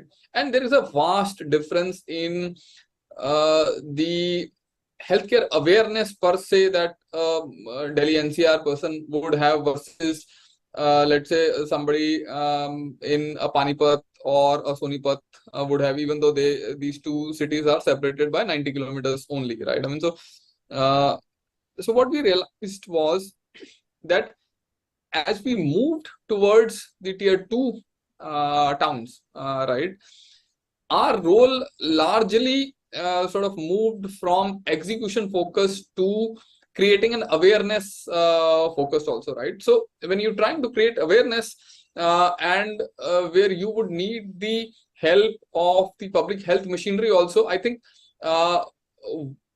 the community health centers, the primary health centers, and the nodal officers, they all start becoming an important sort of a cog in the wheel. And contrary to the popular belief or the popular perception, at least what I had before my exposure to them, I think the government officials in these towns are more than happy to sort of help. It's just that people don't go to them asking for that, hey, so if you were to ask people that we need to create awareness and we need help from your machinery, they're more than happy to sort of arrange, go out of the way, right? It's just that private sector does not actually ask the public sector to help, right? Because public sector is replete with resources, education material, and everything, right? I mean, so I think one lesson that we've learned in last couple of years, and again accentuated by COVID, is that the private sector actually would do much better if they were to ask and sort of get help from the public sector. The public sector is available, right? Is our sort of an understanding. That's a very important point that you've raised there.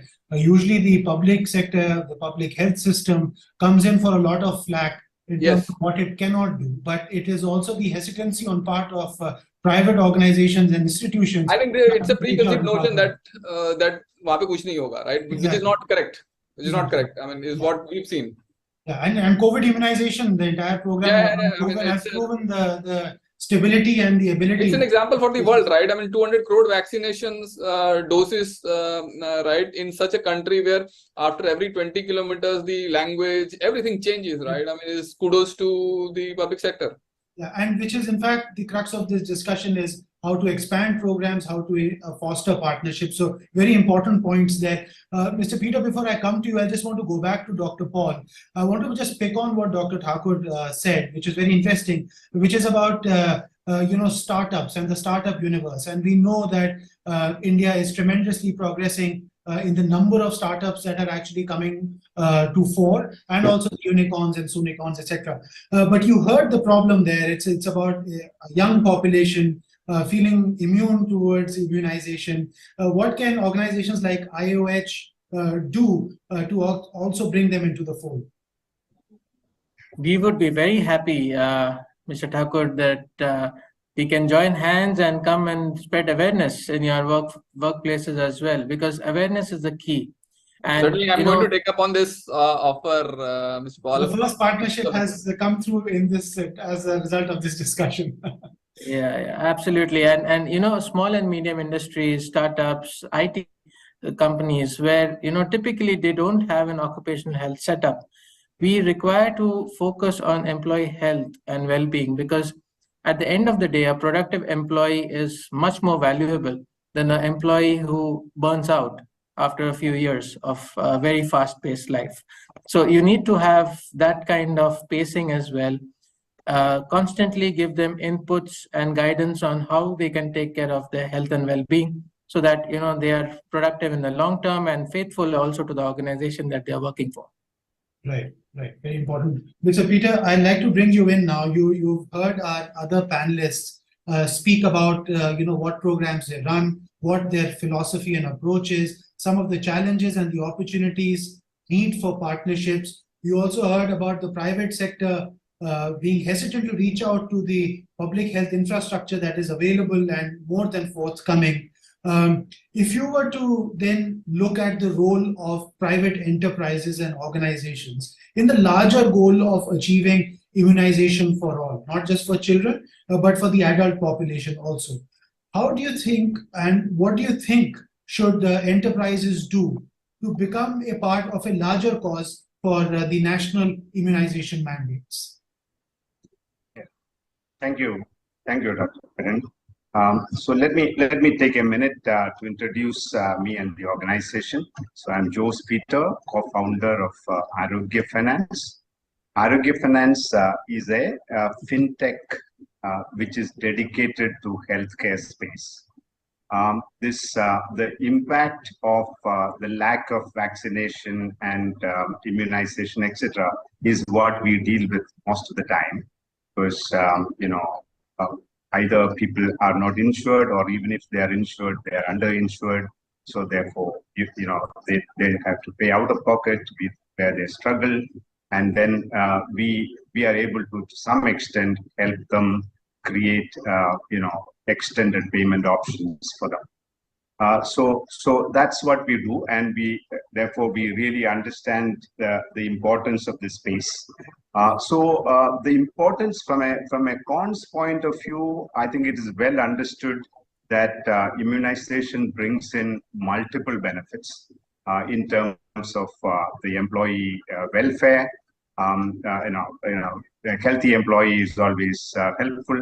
Low absenteeism, corporate reputation, all of these are at stake, and I think that is reasonably well understood. But in my view, what is less understood is the benefits of a program like this in terms of its financial implications. Research suggests that any investment in an immunization program has a 16-fold benefit on its investment.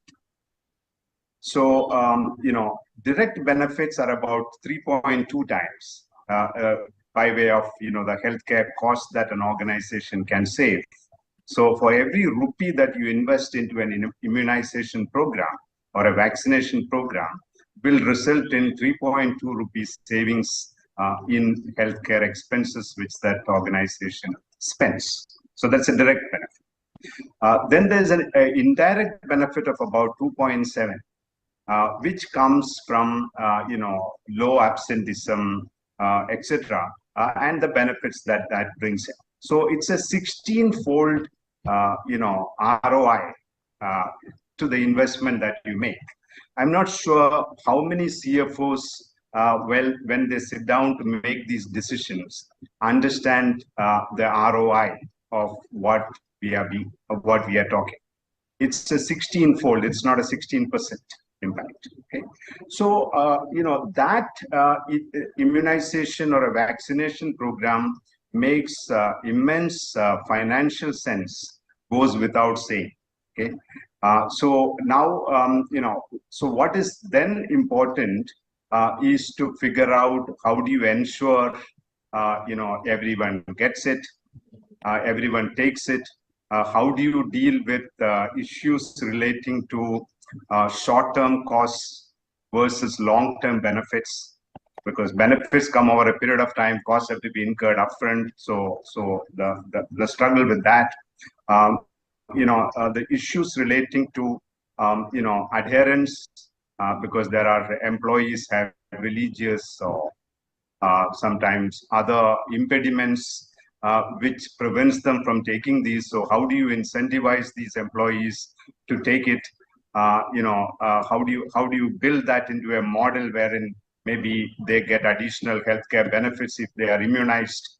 Corporates can probably negotiate better insurance rates if all their employees are immunized, right? So there are benefits plenty out there. It is a question of how do you understand that, communicate even to the CFOs the full impact and benefits of these, and then come out with a program like that.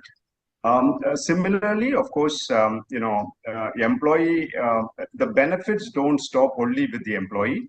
Obviously, it also extends to the families. So therefore, immunization programs have to cover the families, because if a family member is ill, obviously it can lead to absenteeism and lower productivity, right? And also, extending it through the social, the corporate outreach programs. If you are able to reach out to that larger audience there, the benefits are immense. So coming back to your question, Karan, how do you ensure that corporates participate in a universal immunization program? So, which investment in the country could give you a 16 times return? Yeah, immunization. The research suggests that immunization can, and the vaccination program can. So therefore, it makes immense sense that corporates prioritize such a program in their corporate social responsibility outreach as well. So plenty of benefits out there. That's the way I will put it. Thank you. Right. So important point that you raised there on the ROI, as it were, on the direct and the indirect health impacts, and also on the organizational efficiency as a whole. And therefore, if I heard you correctly, CSR funds also should be directed towards immunization programs for the benefits and just the pure ROI they build. Is that correct? Yeah, that's exactly. Because see, when you put money in CSR, everyone wants to see benefits, right? So if I spend 1 rupee for CSR, how much did the community benefit from that? Okay. So I'm not aware of any investments which can give you a 16 times benefit. Yeah, as a finance person. So I think on a standalone basis, if the benefits are brought out well enough, there is enough reason why a significant chunk of the CSR should go into a vaccination or a immunization program. And so that's the point I'm making. And therefore, organizations should actually be expanding this just for the benefits that it brings to their employees. Right. Yeah. So I think the ethical, today we feel that we are doing all of this for ethical reasons. a significant part of the reason. So I'm saying, in addition to the ethical and other issues, there is a hardcore finance benefit out there, both for the organizations and for the society at large. So therefore, prioritization should be, there's every reason to prioritize this. Right. Dr. Mishra, I'd just like to bring you in. You heard the other voices on the panel talk about the advantages, some of the challenges, but also need for collaboration and partnerships. I wanted to bring in the vaccine manufacturers here. Are you actively engaging with them as well to see how you can have a robust vaccination program? How does that partnership or conversation work?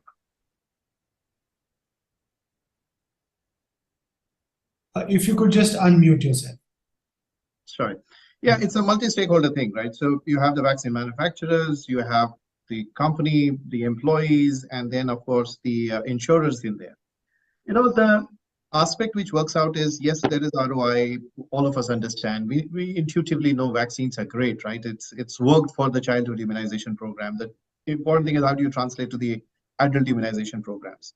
And of all the benefits that are there, it still becomes a big challenge year to year. And so to get over that, we have been able to get this under our insurance policy. We have multiple insurance policies, but for most of it, we have it.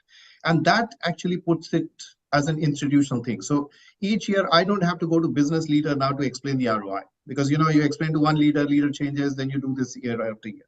So now it's being part of the insurance, and it took a while. See, it wasn't easy. And then I think the big part is for the insurers first to understand. And in the Western world, it is, as was mentioned earlier, that there have to be actually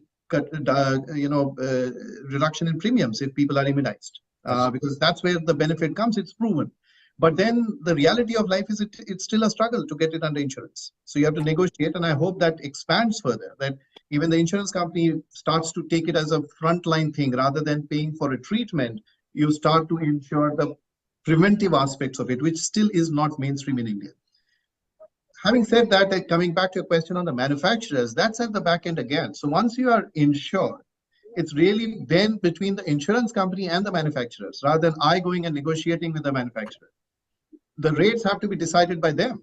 And again, it's a volumes thing. So more the people get vaccinated, the cost of vaccines go down as well. So it's that ecosystem that has to build in. Yes, we have had to do this. We have been doing this for some time now to get the insurers, the manufacturers, and all of us together. But the mechanism which seems sustainable is going through the insurance way for us, so that it's clean. We have paid the premiums, and then it's really the utilization and planning. We don't have to negotiate anything further, because as a corporate, we don't have to negotiate with multiple partners. So that, I think, is a sustainable way. And do you think attitudes across the stakeholder universe have changed because of COVID, because people now see the direct benefits of vaccinations? I personally believe it's very short-lived. See, the thing is, this exactly the same thing happened in 2009-10. The flu immunization after that was at its peak. People wanted flu shots.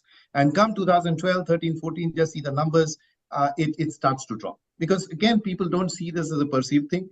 Should we use this and keep this memory alive? Absolutely. I think that's one thing as a healthcare professional, that's the challenge that we have taken up. So to say that, let's not forget what has happened. Because, things get to normal. And how do you ensure that the learnings are not lost? And here again, the challenge is people, when you say adult vaccine, people say COVID vaccine. Now, COVID is not the only adult vaccine. There's a whole spectrum of it. And how do you translate? Now, we are about to launch our flu shots for this year, because it's pre-monsoon for most of the country. And this is the kind of discussion. Okay, flu shots, but what happens to the COVID vaccine now? The surge is going on. And so I think people have to understand that, like the childhood vaccines, there's a spectrum around. And which ones, and a flu shot or a pneumococcal shot has the same significance as a COVID shot for the space that it works in. And it's not one or the other.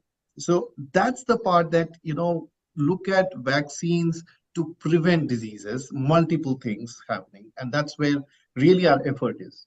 Right. And I think COVID also is a double-edged sword. One wants to turn the chapter on it. But if you go back and start talking about it again in terms of even the immunization, I think it touches a raw nerve in many people. So I think we are having to play that dichotomy. Dr. Paul, I'd just like to bring you in onto this. The workplace is changing. Work from home, hybrid working. It's not so easy to get all your employees under one roof now, and especially if you're now geographically remote, or you're spread across the country or across borders.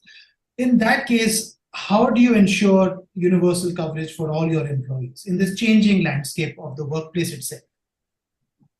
Thanks for this question, Karan. In fact, this is something that we have been doing even pre-COVID. We have sales organization distributed and disbursed across the country.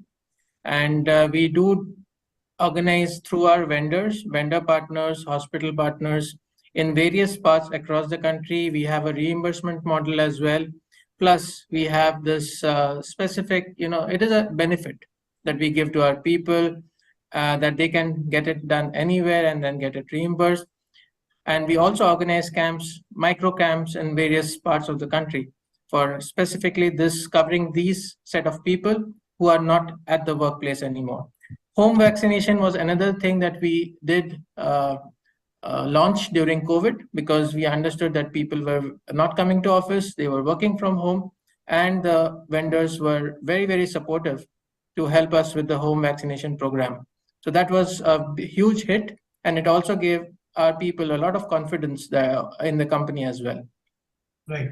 And how does one go about actually evangelizing this message across just beyond the workforce, rather? So, I mean, in colonies in which they live, in clusters through which they operate, is there an approach towards this so that this becomes a larger public health movement and not just restricted to employees and their families? Now that you say about colonies, I know a few colonies where they have such campaigns in the big societies, wherein they call the partners, the hospital partners, and conduct vaccination camps. And the awareness is increasing, I can tell you that. We had a dip in the uptake of flu shots pre-COVID. Now there are people asking us questions that will this help us? Because in between, we did see the H3N2 strain creating some bit of havoc there. So people do ask us about various vaccine programs, the HPV vaccines as well, and that is where the school can play a big role. The awareness among parents during meetings, etc. That is a very, very good space to be in. Right. And, this is a generic question, but first I'll come to Dr. Thakur. Can immunization actually become an attractive tool for startups to show to the talented workplace or to the talented workforce that this is a workplace that you want to be at because we've got you covered? Do you think that it can actually go to that level? I think it can be added as a benefit, but I think given the age of the workforce, their sensitization towards immunization and the benefits of it is still a work in progress, right? And also cost of some of these immunization as a percentage of their C2C cost to company would not be materially significant for it to become a reasonably good motivator, so to speak, right? However, I think the imperative lies on the employer, right, to include this, regardless of whether it acts as a sort of a motivator for employees to stay or not, right? Because once you start sort of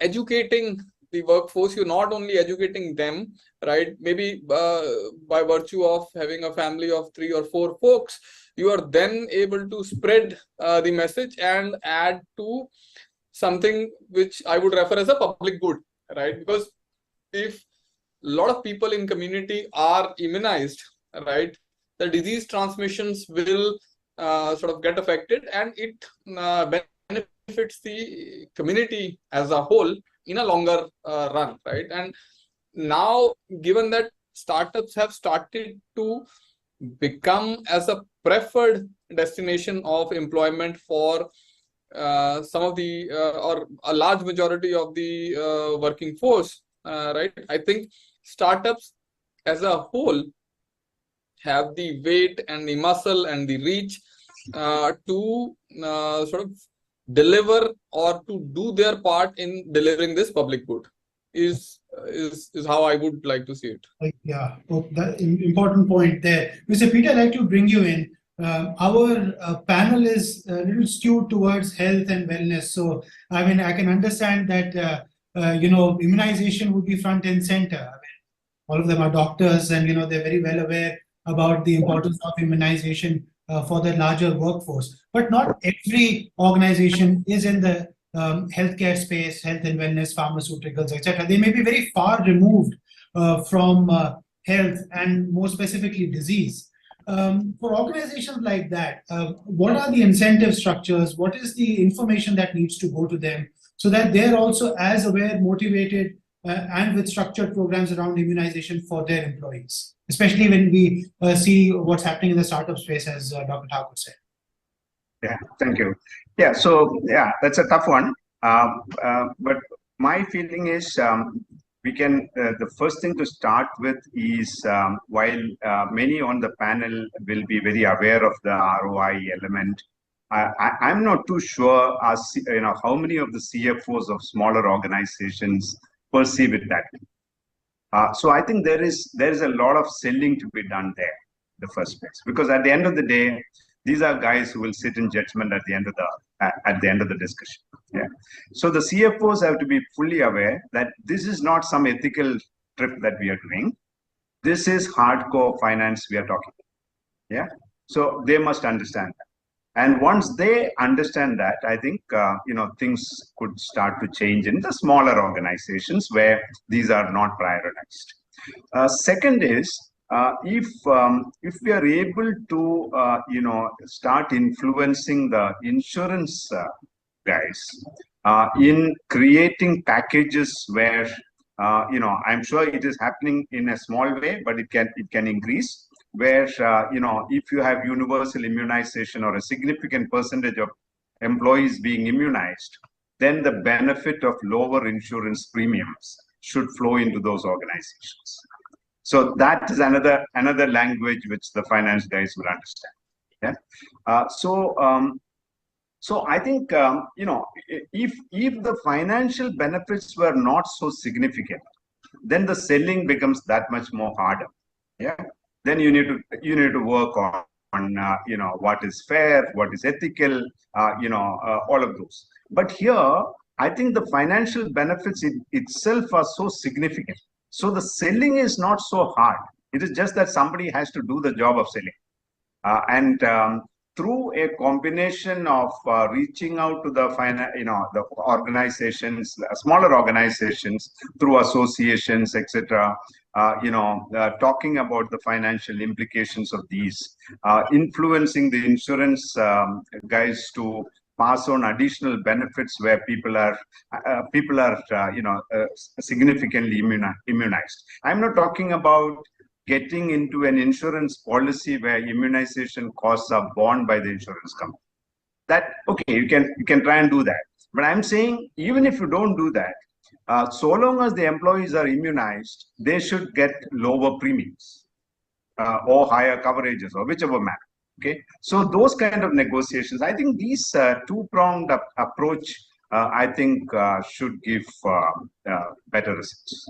Right. So we're at the end of our time here. I'd like to draw this conversation to a close. But before I do that, I want a shotgun response from my panelists. I'll ask them one question each around immunization. Dr. Mishra, if I could bring you in first. If you had the entire HUL workforce listening in right now, and you had a message to give to them on immunization, what would it be? If you could just unmute yourself. Well, immunization as a whole has proved to be beneficial. In fact, the population of Earth is what it is. One of the top 5 conditions would be because of vaccines, that we are what we are. So vaccines are very important. We have to move away from the mindset of vaccines just being for the kids. It's for adults, and wherever these are proven efficacies, we should get immunized. Right.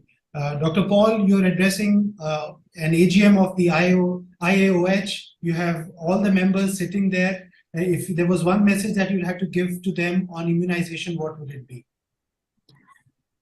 Again, the performance and productivity of the workforce is so important, and immunization does help in the long term to help actually that. So the business, it is a win-win for the business as well as it is a win-win for the individual who does not have to take unnecessary leave and suffer because of any vaccine preventable disease. Right. Thank you for that. Dr. Thakur, you are addressing the largest gathering of startup CEOs and founders. What would your message be around immunization for their workforce? Everyone can be a vaccine champion, and vaccines save lives. Is a simple message that I want to sort of give. Very pointed and very poignant. Mr. Peter, I think it's very obvious what I'm going to ask you. You're addressing the largest gathering of CFOs, and what is it that you would like to tell them around immunization? Yeah, I think, sorry, I will have to repeat the same, which is, while we continue the evangelization of vaccines and, immunization programs, a financial evangelization might do the trick faster.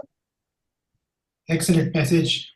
Thank you to my panelists, Dr. Mishra, Dr. Paul, Dr. Thakur, Mr. Peter. It was such a fascinating discussion, and I'm very happy that we actually had some actionables that both employees, employers, doctors who are working in the field of occupational health, CFOs, startup founders can all take out on immunization. So it's very rare that in 1 hour we could address such wide stakeholders, but that's what this brilliant panel has done. I hope the viewers, listeners, and delegates have found this useful.